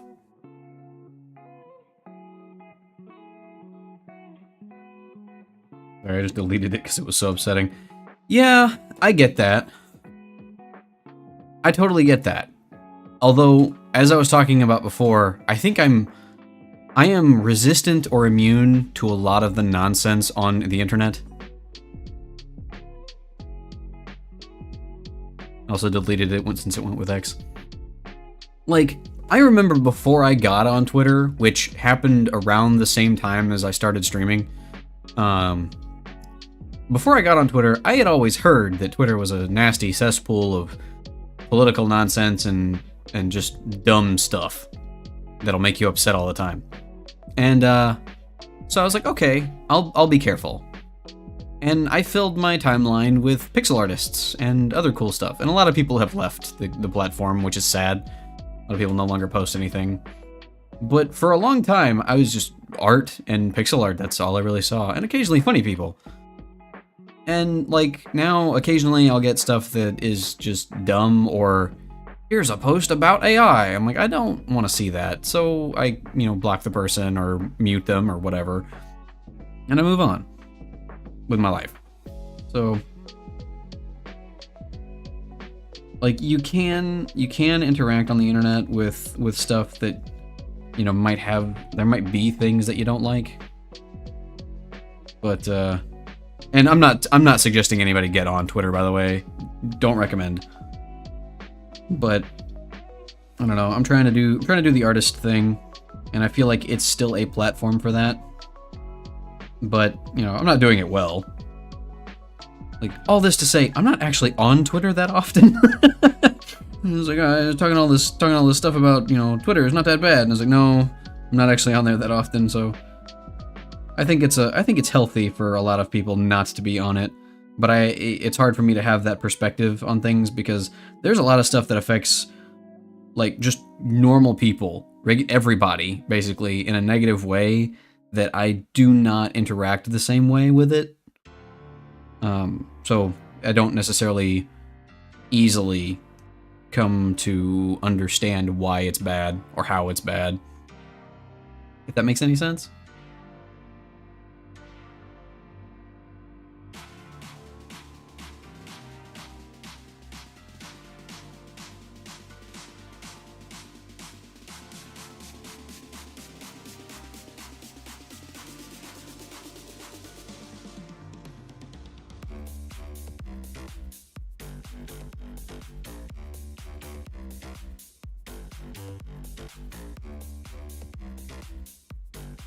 Yeah, people process things differently.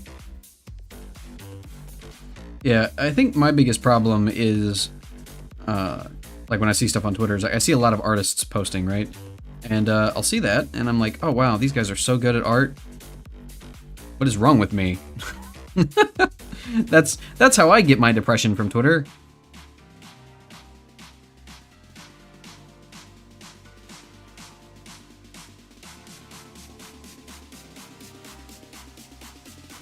Hi, cat.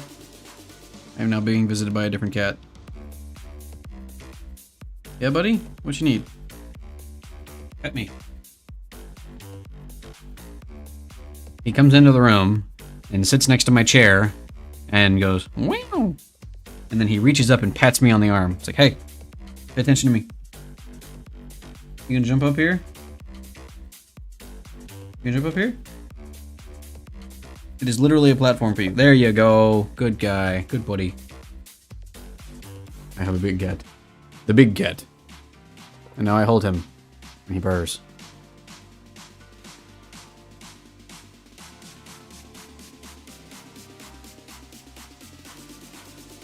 I know you want to be held, buddy, but I have things I must do.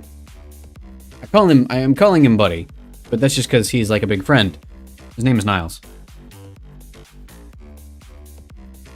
He's also our resident escape artist.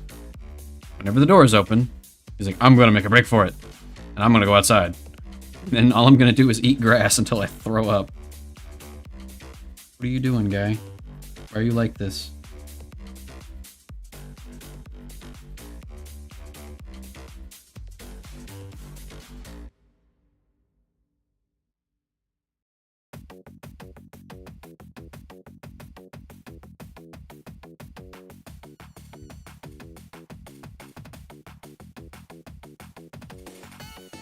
Okay, bye.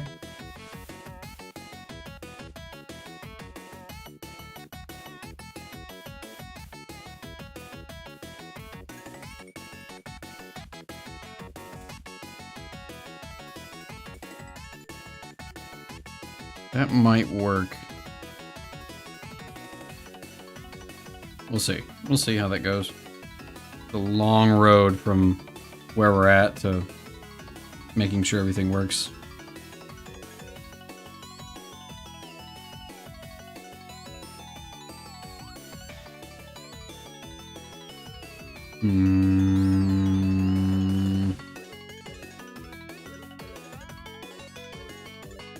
Oh yeah, I guess I should fill this in too.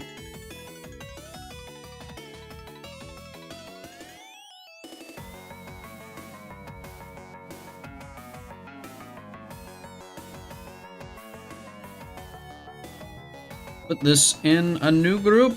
New group. New layer. Underneath that.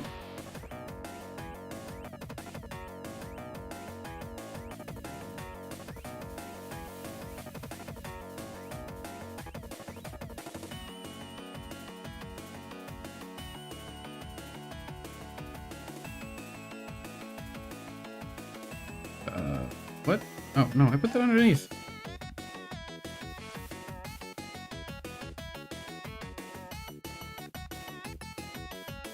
I thought I did. There we go.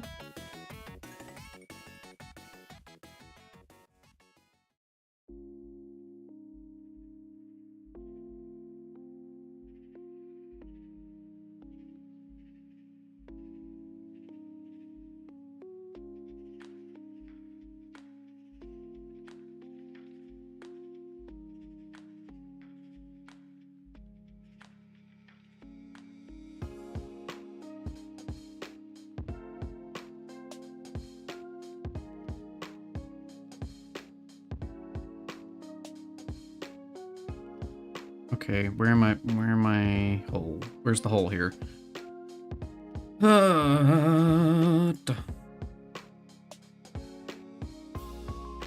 Right there.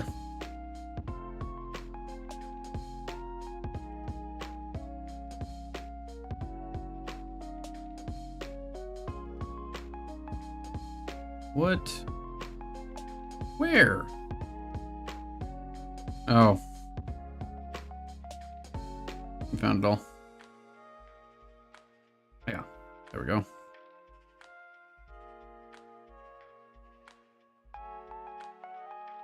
Gonna do this with the mouse. We'll go back and edit it. Clean everything up in a minute.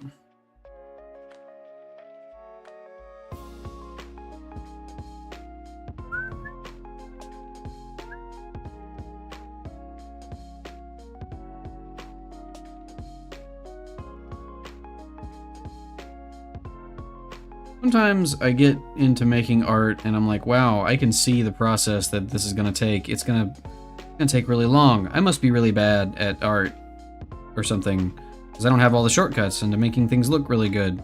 And then sometimes I think, you know, maybe that's just it. Maybe that's just art takes a long time. Or it can. Depending on what you're doing, of course. And yeah, maybe that's it. Maybe art just takes a long time.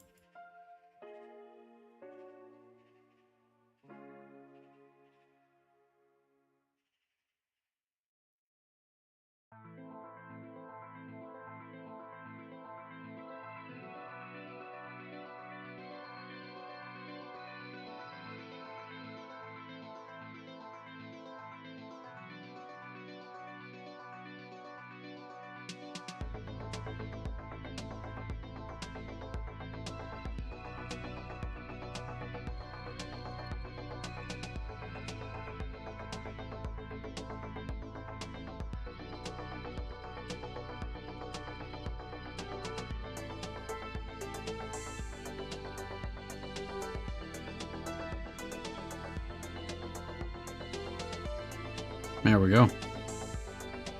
Also, I guess I should group all of these together.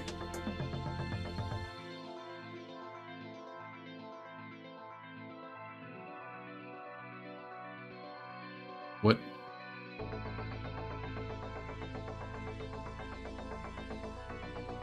Excuse me?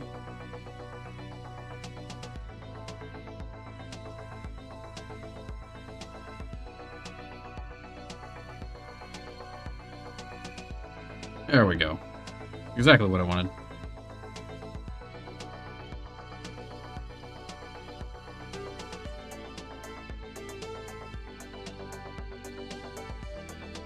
I want this in the group of this, but it's not going in. Be in there. Be part of that. Here, this. Be part of that group.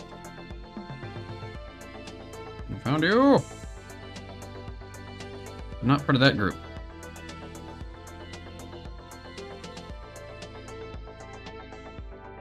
There we go. That's what I wanted. Some coworkers need to close the tortillas. Close the freaking tortillas!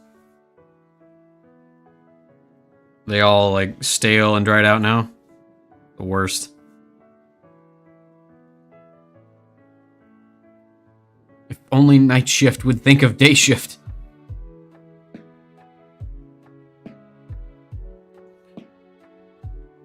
Night shift be considered a day shift challenge. Not that hard. I've done it. I've been night shift.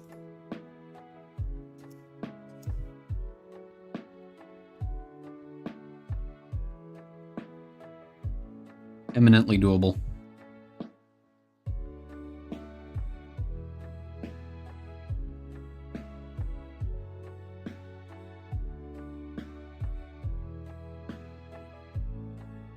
And health and safety laws. Oh, well, yeah, that too.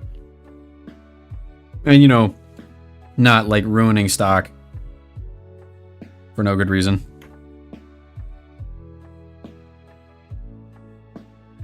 Listen, corporate's already gonna do as much as possible to make us, you know, throw out stuff that's perfectly good. We don't need to help them.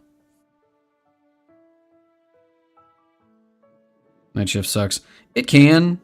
The cool thing about night shift, it really depends on what you're doing. Like if you're doing stocking, like that sucks.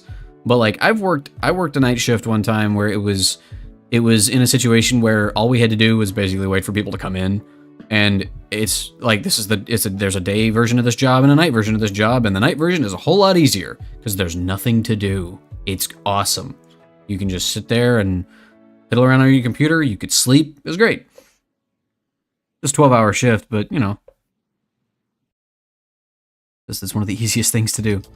That's why everybody forgets to do it. Have the going from night shift to day shift? Wait. That's not like a regular thing you're doing frequently, is it? Because that's bad. That's really bad. There's no corporate, my friend. Only a college philosophy professor stocking his morning with it. Oh, okay. Each week we had to switch? Oh yeah, my brother worked that for a while. It was like 2 weeks of day shift, 2 weeks of night shift, or something stupid. But yeah, that's awful. Yeah, I worked in a grocery store where you'd have to stock some stuff during the day if it ran out, but like the massive, like the trucks would come in and deliver all the stuff, you know, before the store closed, and basically all day shift had to do, which I found out after the fact because I did it, was unload the truck and just put it in the bay. And then night shift would come in, break down all the pallets, put it all together, and then stock all the shelves with it. And they left basically right as or right before day shift was getting there, like morning shift. So like the store was closed, there's nobody there. And you're free to do stuff. I was terrible at it, but there's a color. But it wasn't bad, right? Like there's no customers to deal with. Nobody's gonna get onto you unless your stuff doesn't get done. Weekend is always a mess going from night shift to day shift. Get home Saturday at 5 a.m. and sleep just enough so you can try to sleep again at night. Yeah. So that was the thing that my brother had, where he'd have like a... That's what it was. It wasn't that he had a day shift, night shift schedule. It was he had 3 days on, 2 days off, and then it would switch to 2 days on, 3 days off. But it was rotating. But it was a 12-hour shift, and he was working at night. So it's like, if you wanted to do anything during the day, those 2 or 3 days off was not enough time to adjust a sleep schedule. So you get home at 6 a.m. or 7 a.m. or whatever it is, and you're like, well, gotta sleep. So you sleep until 1, 2, 3 o'clock. And then you get up and it's like, well, I'm awake now. That's if you want to get up, relatively early, depending on how bad it's been. Because again, you're working 12-hour shifts. Yeah, it's just not good. It's very bad. Long term, in a job where you have to do a lot of stuff. Like the cool thing for me when I was doing my 12-hour shift was like, I'm trying to remember what the situation was. It was a similar thing. It was 12 on. But I think it was like 2 or 3 days on, 2 or 3 days off, similar. But it wasn't a very like stressful or high-paced job, so it wasn't that big a deal. Yeah, because you can't just get home and sleep. You have to unwind. Oh, yeah. If you can. Where do I go from here?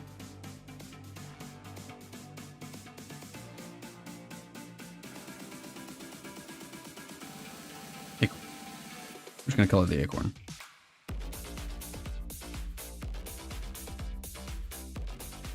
Let's see, I'm gonna do that. And we're just gonna color it in. One layer.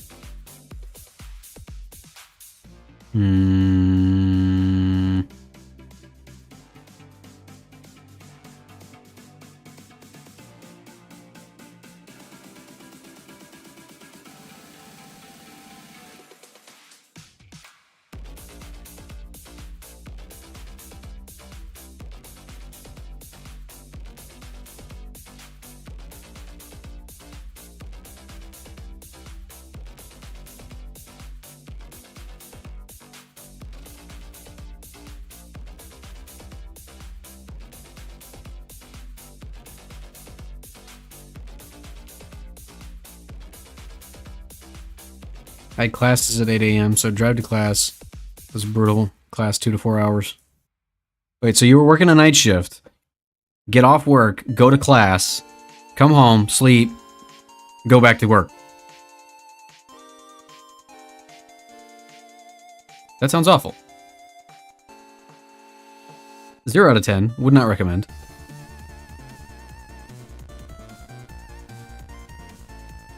I was exaggerating, by the way. The owner's a college philosophy professor, and it's fascinating. No, adjust for day shift. Oh, right. That's even worse. Jesus. Yeah, so, Dragon, I don't know why. I think maybe you mentioned this before, but I was just assuming, like, yeah, you're on a college campus. You're running a store that's on a college campus, and one of the teachers owns the shop or whatever. I don't know why I just assumed that exactly. Actually, I need to go to here. Select. This person has no eyebrows. I don't know if I... Oh, alright. I don't know if I can give them to them.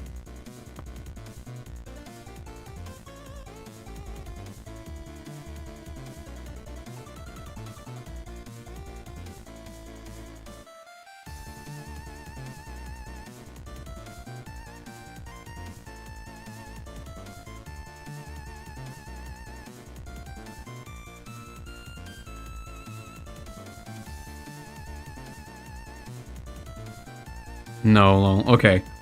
I don't know why I thought that. No idea.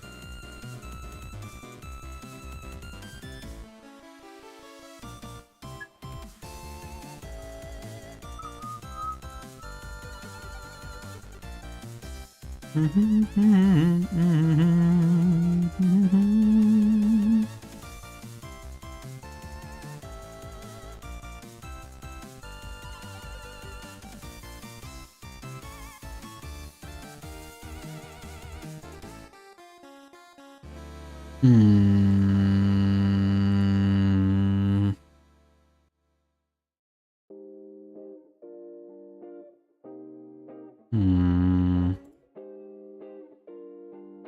I just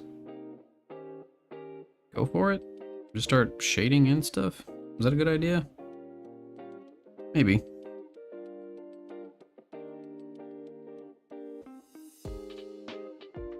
I don't know if I actually figured out this particular bit here.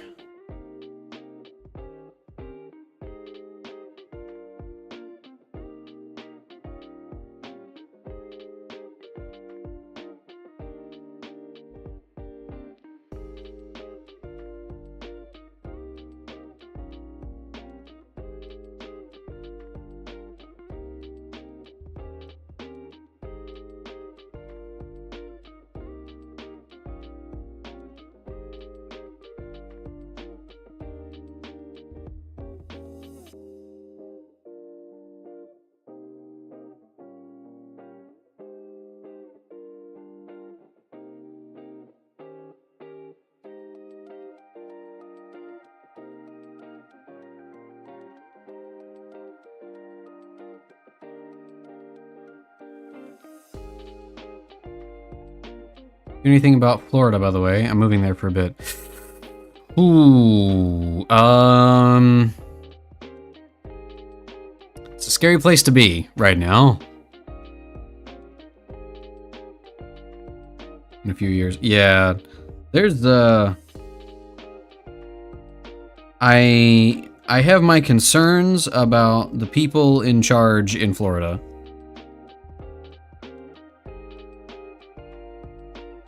Like, it's a close race between them and Texas as far as weird BS legal nonsense going on.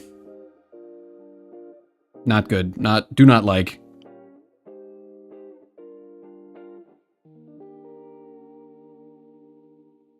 Yeah, like the governor making rules where he can, what was it? Like, he can use records from certain things for other people, but his own records are sealed and can't be used against him legally. Or he's immune to, like, he can do certain things that are illegal for other people to do. Like, and not just in like a normal, I have to be able to do certain things because it's my job sort of way, but in a, this thing is definitely illegal, and I'm the governor, and I don't need to do that thing, but it's definitely legal for me. It's, yeah, it's messed up. Don't care for it. Don't like it.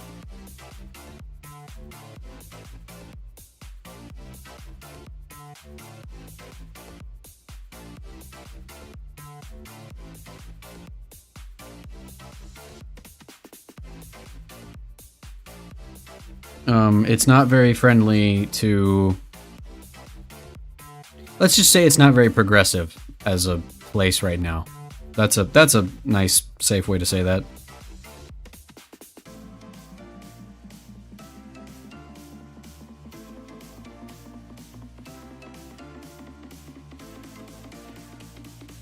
Falls under the worst state in the USA. Yeah, it's not great. Decidedly not great.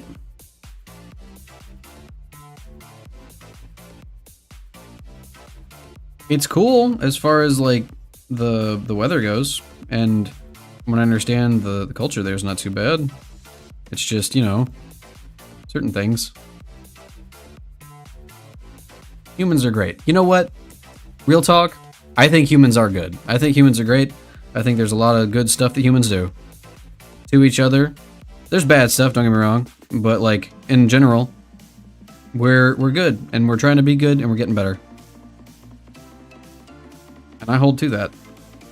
Unironically, I believe that is true.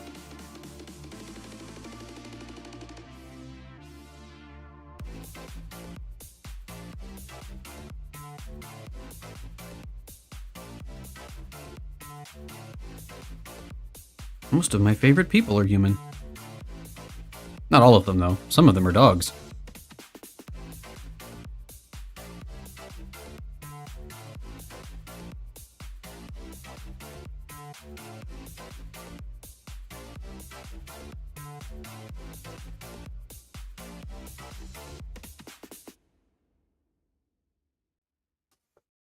I'm just kind of piddling around at this point. I'm just sort of adding lighting to the areas where I think lighting might go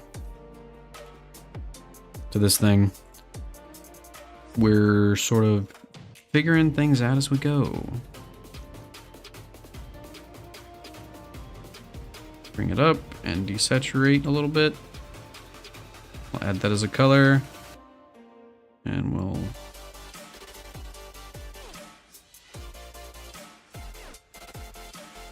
just add a couple of different colors of highlighting here. That might be too yellow.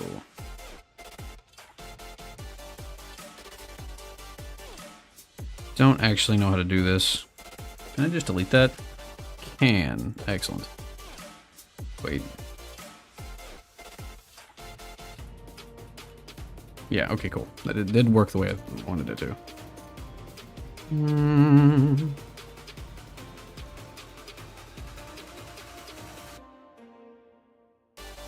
That feels like it's too bright.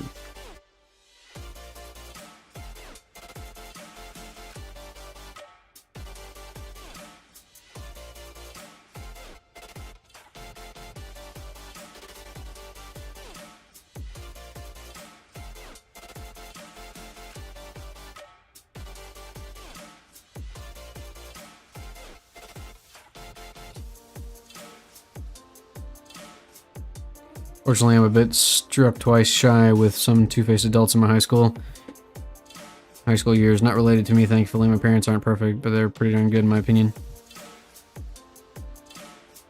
Yeah, I feel like that's the opinion a lot of people have. I'm not knocking it or anything, but a lot of people have the opinion that their parents aren't great, but you know, they're pretty good compared to a lot. A lot of time it takes getting out and seeing other people and how they live their lives and the way that their family life was to have any kind of a real perspective on that.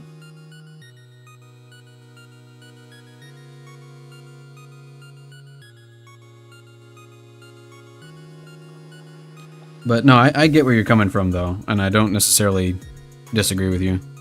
Some stories of parents are just insane. Yeah, absolutely. And I have the perspective now of like from my friends or from just other people that I've known, where they talk about, yeah, my parents did this, or my parents were like that, and here's how my home life was, and I'm like, wow, that's insane. I love my parents, and like you said, they aren't perfect. They weren't perfect, but it wasn't that bad, kind of thing.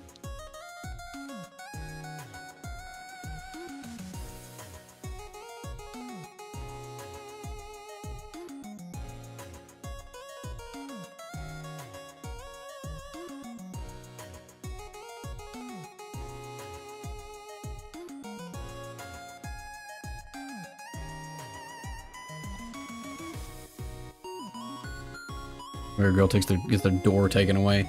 Yeah, that's rough, man.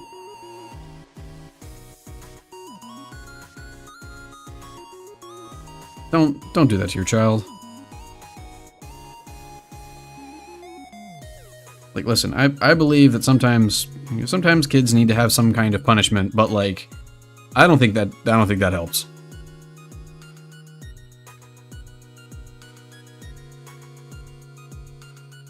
All you're doing is training your child to understand that they can't share things with you because you're gonna force them to, basically.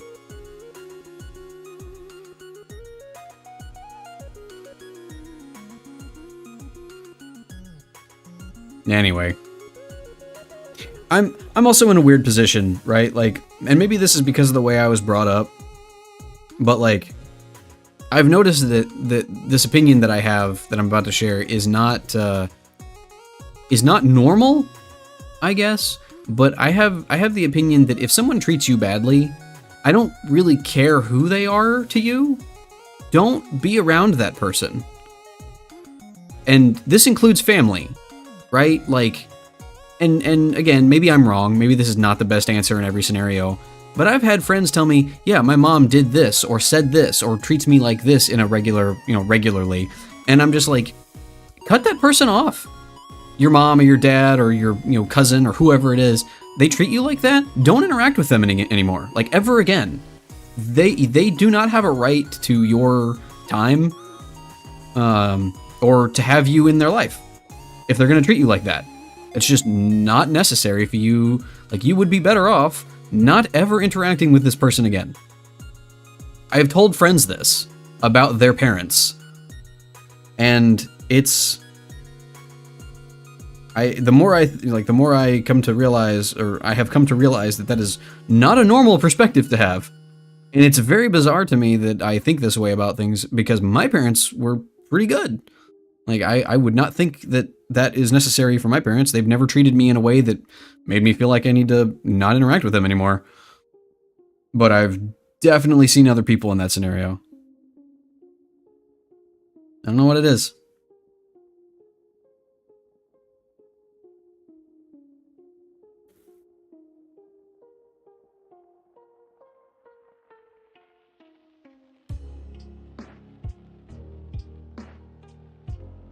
But, like, I fully hold to that. Like, again, people don't have any right to your time.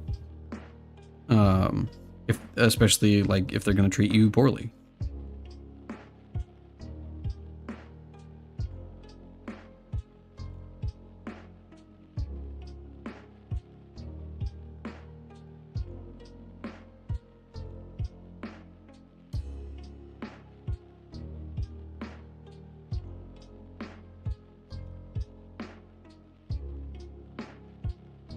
Fish! Welcome. I am alive. Believe it or not. Just to let you know, I've been sick and struggling with art block. So that's where I've been. Sorry, I haven't been streaming in a while. But I'm better now. At least physically.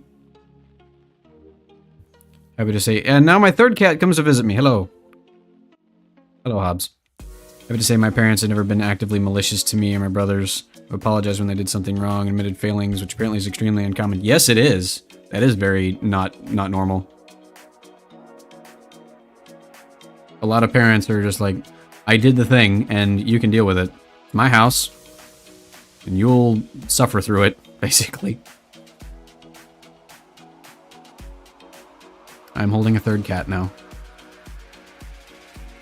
This is my fluffy cat. Her name is Hobbs. And she is the princess of the house. She's very fluffy and very particular. Hello, cat. Yes, I'm talking about you.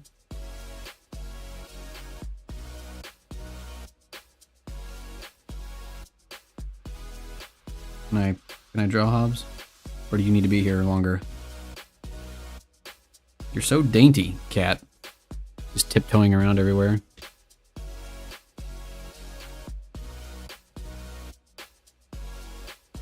Can you purr into the microphone for me? Purr into the microphone. Nope, microphone's not picking up the purrs. I have her neck right on it. What if I put your face on it? Put your face on the microphone. No, I don't know if it's picking it up. I don't think it is. Theosaur! Welcome! Avatar looks so flowy. Looks great. Thanks. I appreciate that. I worked a long time on it, and then I forgot to draw arms. Shh, nobody say anything. Yeah, the biggest thing about it is it has like, what, five frames? It has a weird number of frames, and I don't know why I decided to do that. But yeah, thank you. I appreciate it. You'll have to forgive me for not being actively drawing at the moment. I am being forced to hold a cat. By forced, I mean like she jumped up into the chair and I must hold a cat now. I have held all 3 of my cats through the course of this stream so far.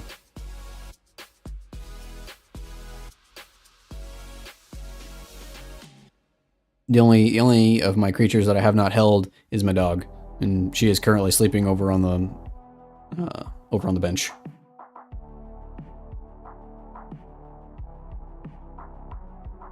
All right, Hobbs, I'm gonna put you down now.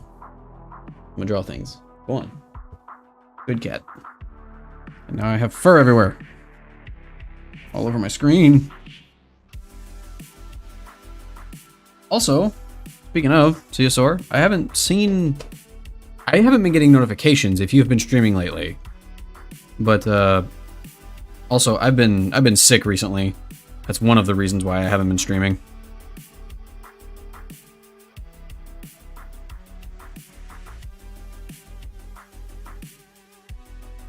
Oh, that's out of the thing. But I'm feeling better now, so hopefully I'll be able to stream more. Also kind of been dealing with some art block. I almost didn't stream today because I was like, I don't have anything to draw. I don't have any art to work on. I don't have anything already, in the pipeline that I'm working on. But I hit the go button anyway. No, are you feeling better now? Yes, I am feeling much better now. So, I was saying earlier, my roommate had been sick like however many weeks ago, and I did a pretty good job of not getting sick myself because they were quarantining, and I don't normally get sick that often. And then one day they were like, "Oh yes, I'm feeling better," when they had been like coughing and hacking the previous day. Like, I'm feeling much better now. I'm gonna come and socialize while people are over, and I immediately got sick. Kind of funny. Like, thanks, dude. Appreciate that. Exactly what I needed.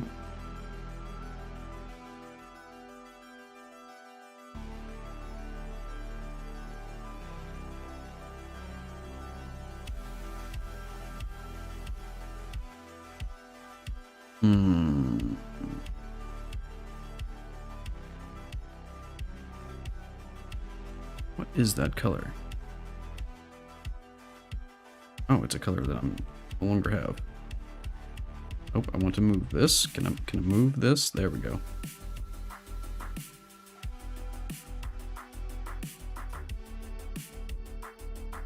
Anything related to my house, so it's related to not being destructive or illegal. Only there are a couple things related to religion, but they've always been clear that they still love us even if we disagree. Respect anyone. Religion, house in some ways, like don't bring a bacon sandwich to someone's halal or kosher or meat to a vegan's house, or serve it as the only option if you invite them over because it's a horrible thing to do. Yeah, that's very forward thinking. My parents taught me to be nice to people. Always be kind. If you, but not even that far. I grew up in a very religious home, but I'll leave it at that. I had to stop streaming due to some crime and financial consequences because of that, but I'm building my life back together and starting a new job tomorrow. Get back to streaming when I can, but I can't yet. Glad to hear you're better. Oh, wow. Wow. Okay. Good grief. Yeah, I hope you're doing okay. For a minute there, I was like, I had to stop streaming due to some crime. As in, like, I robbed a bank and had to go to jail. But I hope that's not the case. If it is, I mean, I guess you're out now, so congrats. But I'm assuming that you were on the opposite end of the crime, and I'm sorry to hear that. I wish it was that. Yeah, I'm doing better. It was rough for a while. Yeah, that's very not pleasant.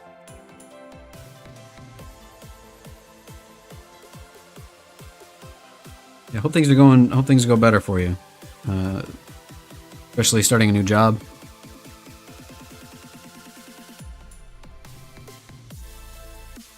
And good luck. What am I doing?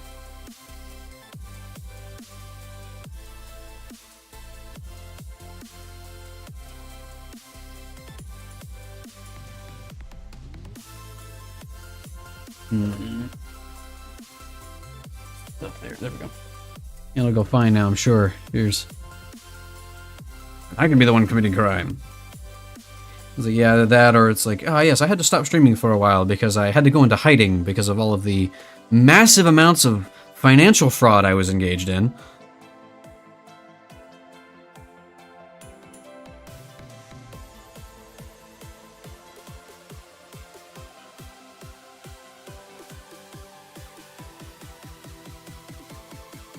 This could be a problem. That is the same color as their skin, which might be a problem, but we might be able to work with it. No, not that color. What color are you? There. That's better.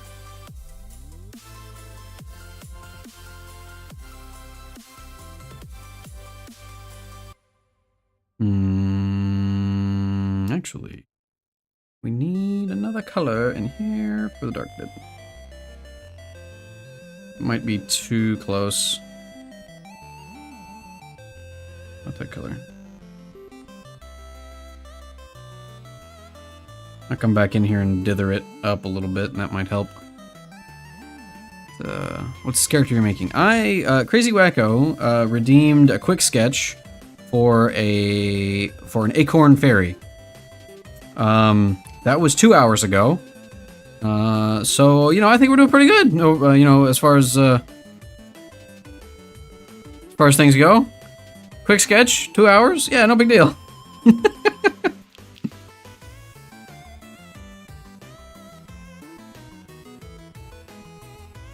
Try something a bit more gray. Yeah, I'm trying to use this color palette and not modify it too much, but you're right. I should probably use a less saturated shadow color. Let's see. Or is it more saturated?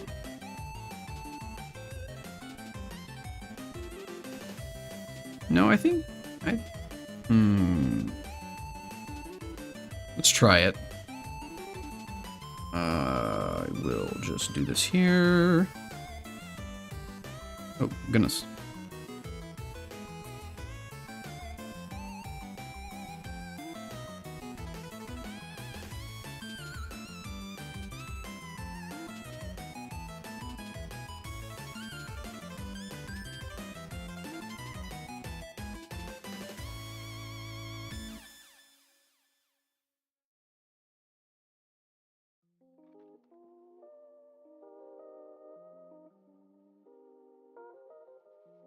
Just a bit closer to skin tone. Yeah. Also, my cats are fighting now in the other room.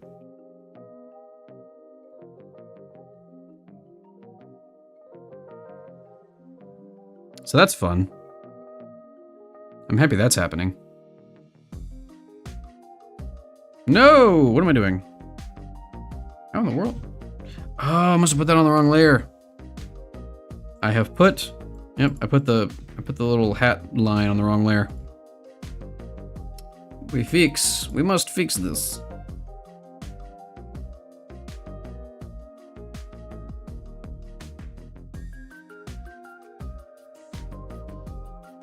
There we go. And now we delete all of those. Meow!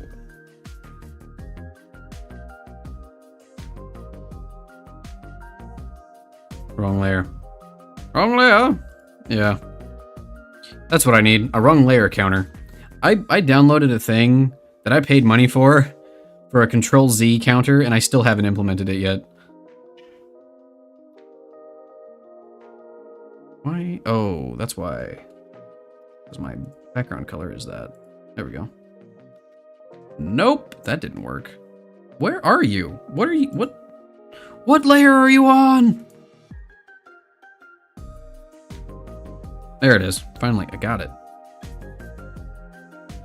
It's a great idea, though. See how many thousands it gets into a single stream. Yeah, and it's like the thing that I was downloaded was like it's supposed to be like a little person. Hang on. You know, you got like I can draw a key.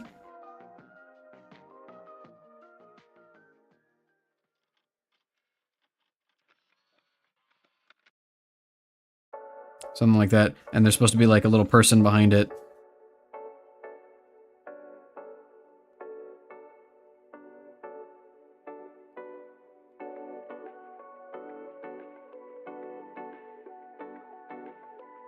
And then like They smack the Z button, or the Control Z button, or whatever it is, whenever you actually hit it. So they hit it and then the counter goes up. I need to actually... See, that's part of the reason I haven't implemented it, is because I actually need to draw this portion of it for it to work, for it to be relevant. We'll get there one day. Maybe. Probably not.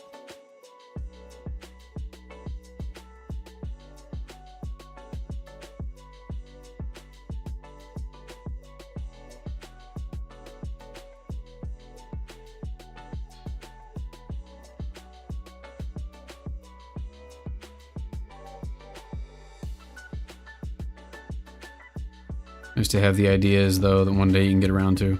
Yeah, the only other problem I think about is, like, I think it works with all of the stuff that I currently have running, but I always feel like I need, or like I don't want to add more stuff, because I think I've got like, what, 6 or 8 apps running right now. I've got the thing that runs my VTuber, I've got the stuff that runs my tablet, I've got Discord open, I've got Spotify open, OBS, Sprite, I've got Krita open because I was working on something like 3 days ago. I've got my 2 different web browsers open, don't ask why. Steam is running because I need Steam avatars open, so that's 2 things. Yeah. So that's a lot of stuff that's running right now. I don't need that. I don't need all that. Probably. No, I take that back. I need all of that. I need all of that to be running, actually.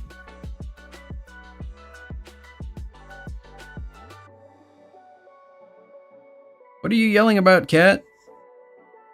No!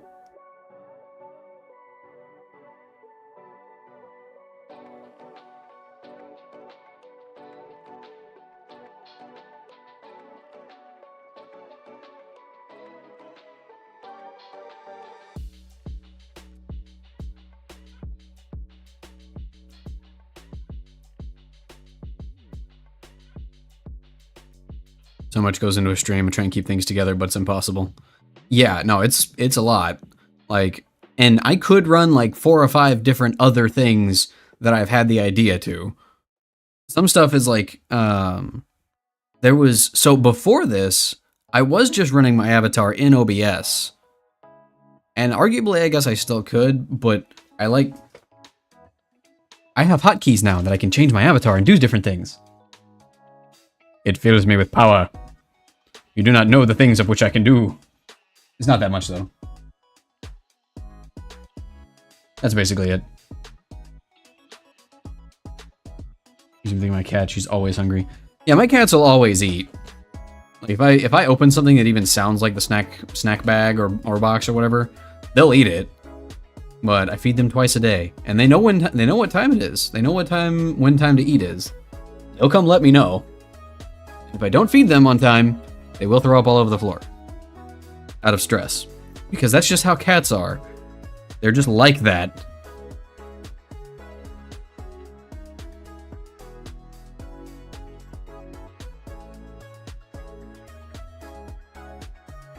You know, I'm kind of liking this. It's still kind of rough in places, but I think it's turning out all right.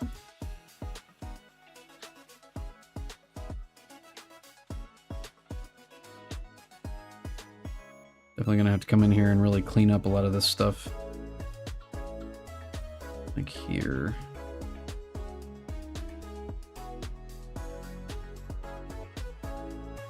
I think I like that.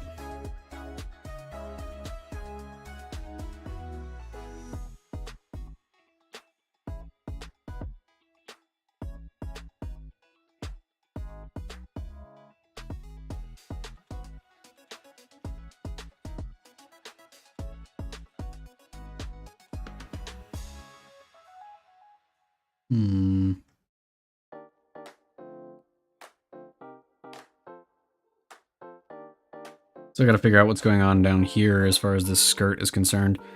It feels off in a significant way.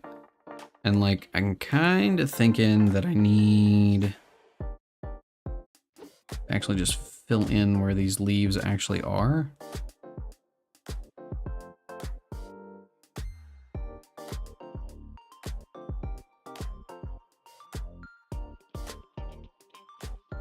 Not sure, though.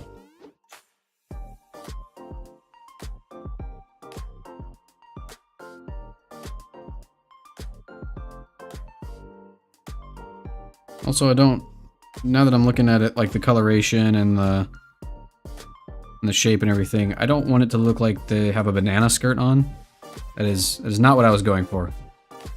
It's not meant to be bananas.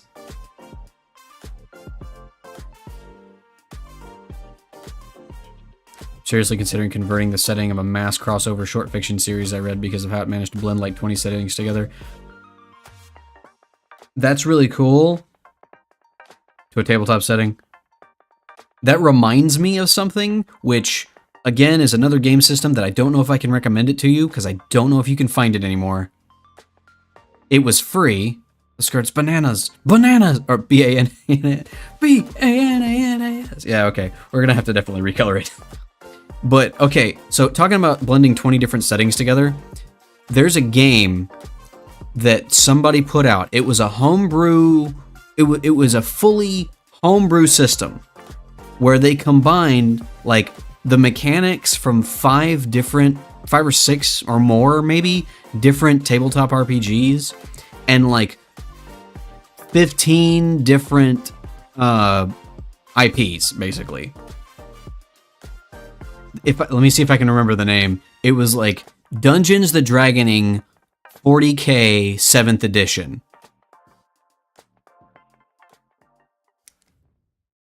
And I loved this thing. It's so cool. I don't know if it's something that I would want to play regularly, but like I knew enough of the game systems that they used to make it that I recognized specific mechanics and where they were from and how they blended different ones together. I'm like, that's freaking genius. Just to give you a small example, one of the coolest things about it was that it worked on how do I explain this?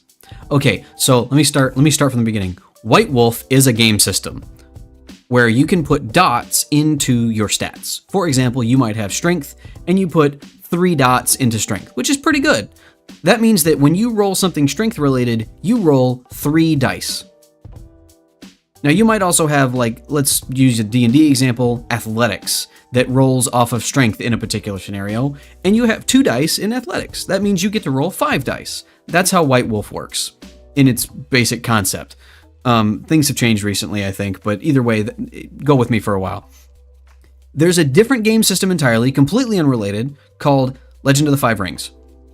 And it has a roll and keep system, which the way that works is, let's say you have 3 in your strength stat, and you have 2 in your athletics skill. When you roll athletics as a skill, you would, if I remember how this works, basically you get to roll 3 dice because that's your strength, but you get to keep 2 of those dice? Yeah, I think you get to keep 2 of those dice because your skill is, or maybe it's the other way around. Something like that. You add them together in some way. You may like roll 5 dice, but you get to keep 3 or something like that. So it's like best of some number of dice. The thing is, they didn't have like a dots system. It was basically you put your points in, and it was very specific. Anyway, they blended those 2 mechanics together entirely, and I think it ran on D6s. I'm trying to remember. But either way, they smashed those 2 systems together and then blended them also with like 3 or 4 other systems throughout the whole game. They combined the skill experience point progression system from Dark Heresy. They had a powers system for your character that was ripped out of Exalted, which I had never played, but I saw it. I recognized it. Trying to remember some of the other nonsense they had. It was fascinating. Now here's the cool part though. It didn't stop the mechanics. The world was basically, if you combined Mass Effect 40K, like Warhammer 40K, what else? A variety of different anime worlds, some of which I was not familiar with. I think some Discworld? Don't quote me on that. I could be wrong about that one. A bunch of D&D stuff like Spelljammer specifically, and Planescape. So, for example, the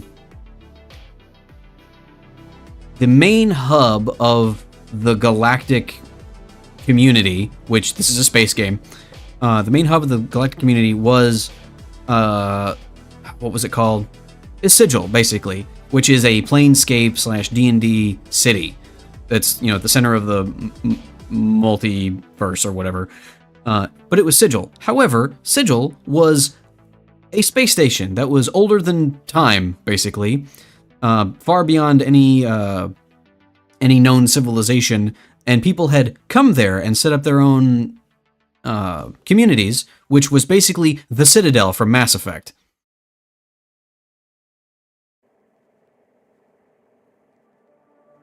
And then combine that with basically all the humans were basically the culture from Mass Effect, like the human society from Mass Effect.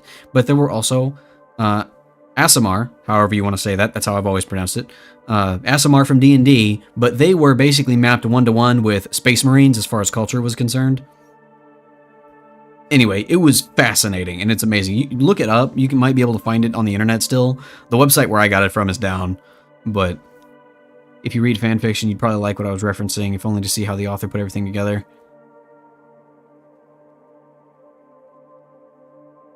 Yeah, I don't read much fanfiction. I don't read a whole lot of stuff anymore, if it isn't like rules stuff. But yeah, I mean, if you want to link it, I might check it out.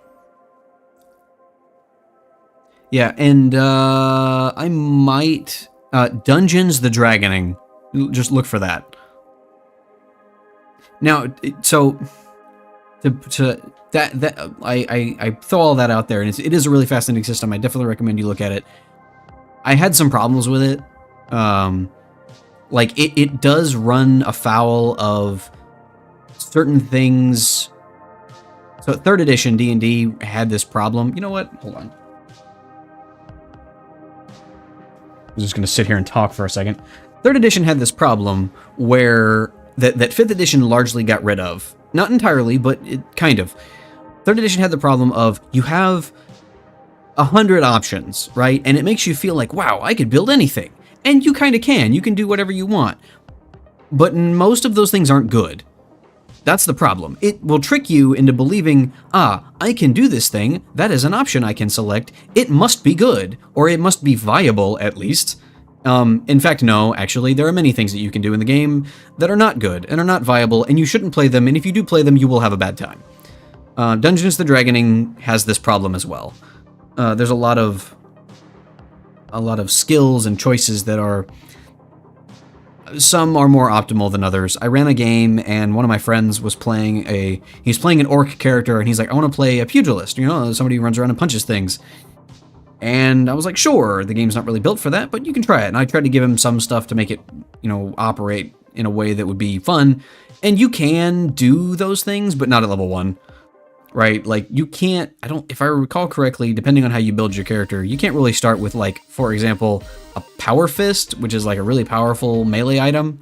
If you want to be a puncher, you want to be a, hand-to-hand fighter, you can do it, but you're not going to be good at it at level 1. It's going to just be pain and unpleasant.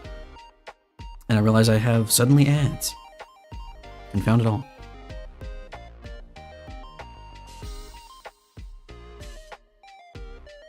This is why when running stuff, I'm open to replacing or altering stuff, and sometimes it shows a way to something neat.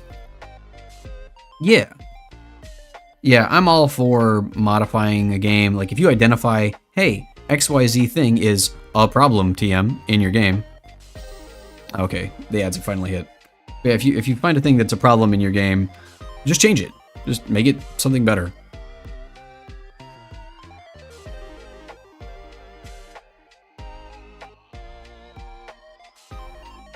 You know what? I'm gonna take this opportunity to take a quick break. I'll try to be back around the time the ads are. Hear me?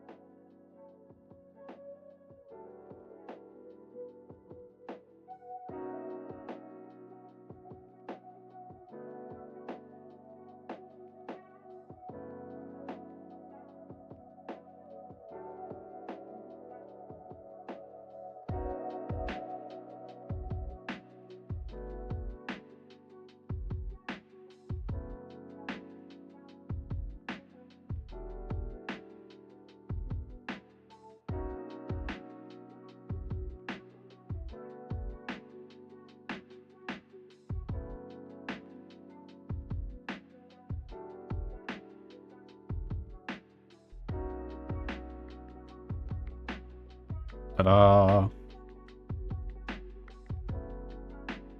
So a yellow robot arm, and then Godzilla, and I thought it was going to be the most likely terrible Transformers Godzilla crossover. Disappointingly, King Kong just has a mech arm or something. It's part of a module?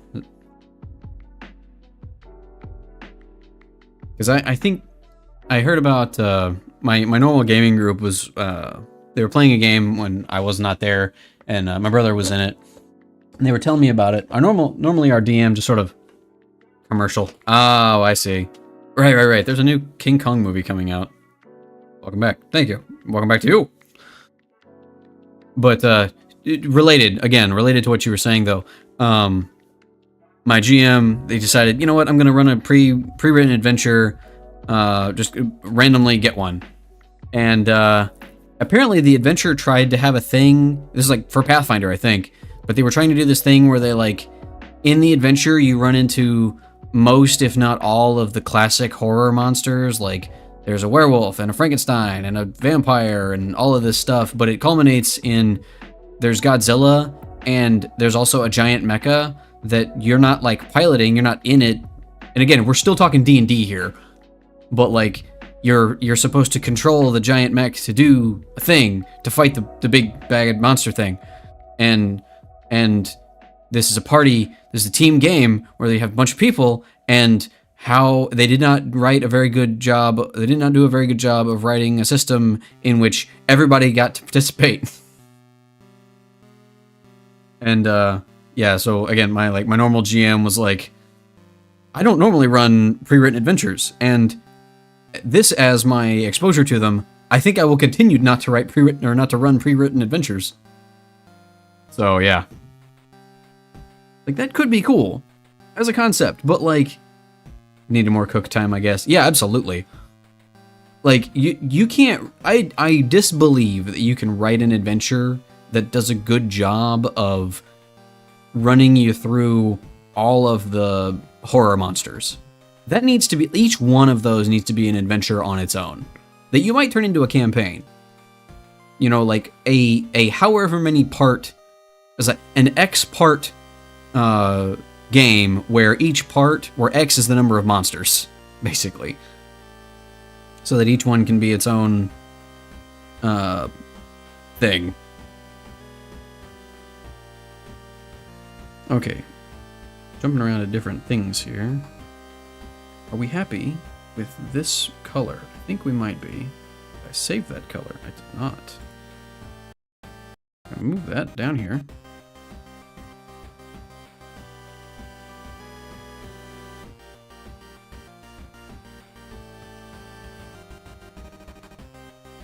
Try that, and then we'll do...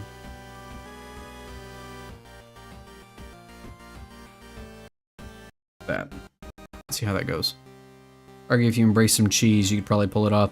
Yeah, I think it was just... it wasn't that, like, the specific bits about the monster stuff was bad or anything like that. It was that... the adventure wasn't well put together. That was the thing. There was a lot of decisions that left both the GM and the players going, why is this like this? So like, yeah, definitely somebody could do it well. They whoever wrote that one did not.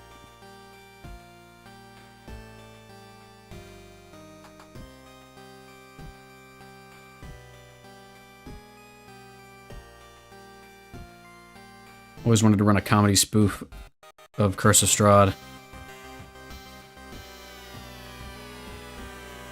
Comedy games, well, I guess, so to a certain extent, comedy games are very...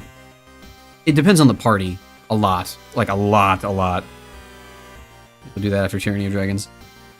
And by the party, I mean, like, the players. It depends a lot on the players and how they feel about games in general, I guess. This does not feel correct. This does not feel like a good color.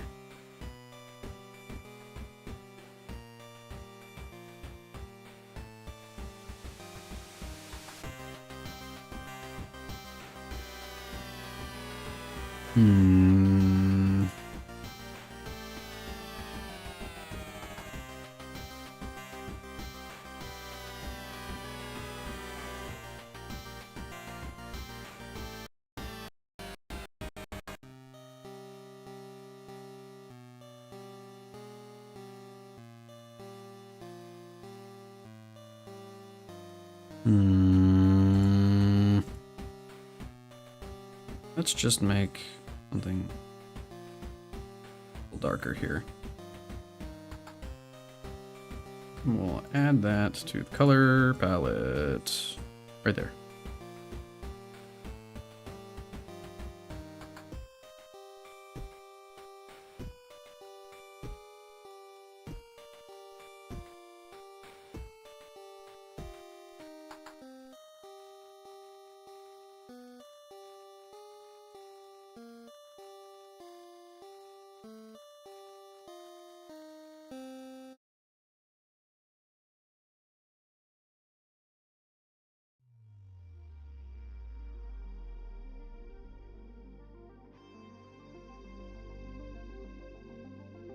Nope, don't like that. Like it needs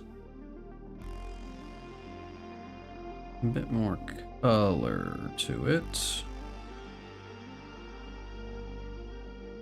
Yeah, okay. I think I need to go the opposite direction of what I was doing.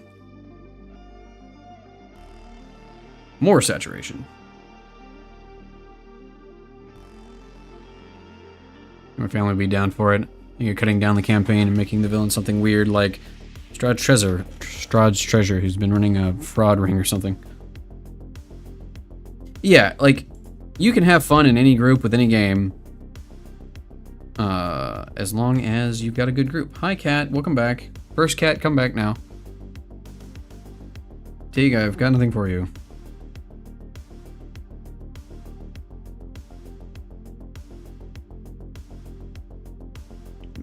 Maybe I really need to push my highlights further, actually.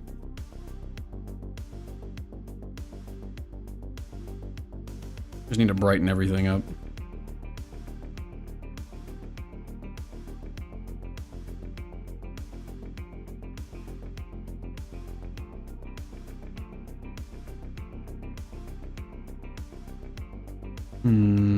Yeah, maybe that.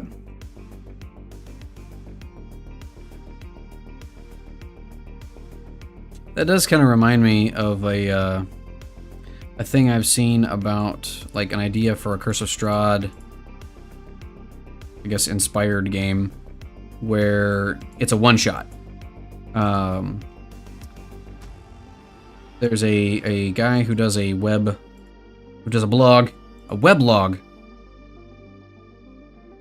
if you will, called Sly Flourish. And he wrote a thing I saw on the internet one time about, like, here's what you do with Curse of Strahd to make it a one-shot. And it was like, I hope this is not major spoilers, but at some point in the middle of Curse of Strahd, you have a tarot reading, which is important for the plot of the game. And it was basically like, everybody's in a caravan or a carriage or whatever, and you're on your way to Strahd's castle. You are in the carriage with the fortune teller. They give you your fortune in the carriage. So, yeah, that's kind of neat. That could work.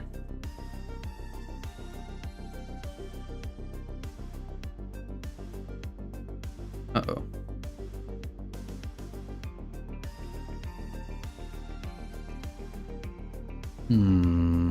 I think I've done a... Yeah, there we go.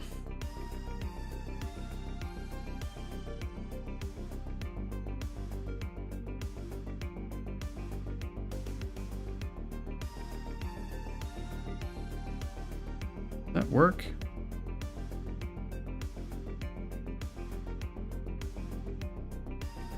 that a good idea? It might not be.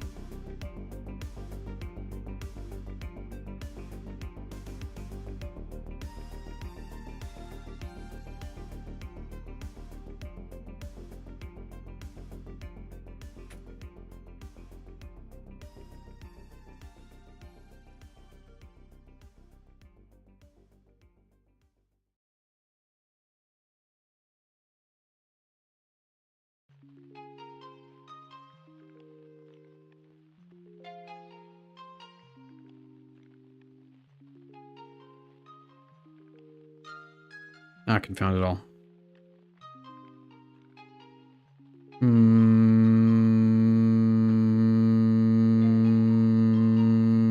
don't know about this.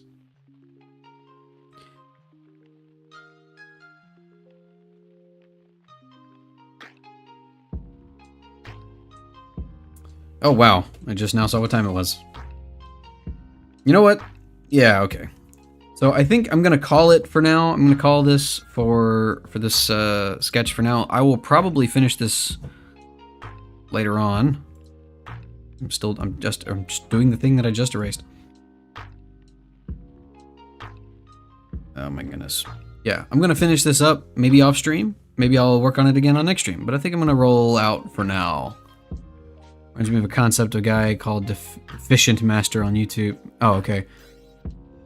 You're in the castle in an escape room, essentially as a one-shot for low-level players. Yeah, that could be interesting. I haven't actually looked at much of the castle. I borrowed the book from somebody and read through it, and I was like, wow, this is not good. I do not like it. I don't understand how the players are supposed to do a lot of this stuff. Welcome back, Snap. Just in time for me to roll out here. But yeah, I think I'm going to put a wrap on this. I haven't saved in like an hour since Stream Elements last yelled at me to. There, I've saved now. But yeah, we're making a Acorn Fairy. That acorn's probably too small now that I'm looking at it. We'll embiggen it later. But I'm gonna go. I have other things that I must accomplish today that don't involve sitting in front of a computer. Not many things, mind you, but just a few. What? Just in time to say thank you for the stream. Indeed. So yeah, I said this last time, and then I didn't stream for a month. But what I was going to say was, I plan on streaming more than I have been recently. I'm gonna stream more frequently. Gonna try to. But yeah, stick around. We're gonna raid somebody. If you want the extra channel points, feel free to wait along. We're gonna see who's live. And doesn't have like 7 billion followers that we can raid. Let me see here. Where am I? Who am I? What's going on? Let me load up some stuff here. Show me who is live that I'm following. Oh hey, Sino is live. Why is this not showing up? Show me the whole thing. Yeah, I think we're gonna raid Sino. We haven't had the opportunity to do that in quite a bit. Do we raid both on YouTube and Twitch? I have no idea how raids on YouTube work. No, it's not true. I do know how they work, kind of, and the answer is no. I'm not messing with that right now. I can't raid the 2 different channels at the same time. But yeah, we're gonna raid Sino. Sino's cool. They're playing Deep Rock Galactic, looks like, which is a game that I've heard a lot about and haven't played, but it seems like a good time. But Sino's cool, friend of the channel. Enjoy. And I will be streaming at some point later this week. Hold me to it. I will hold me to it. But alright. Hope you guys had fun. Thanks for coming out, hanging out in the stream, especially with 0 notice. I will finish the thing. It'll be up in the Discord. But in the meantime, I'll see you later, and until I do, y'all stay safe out there.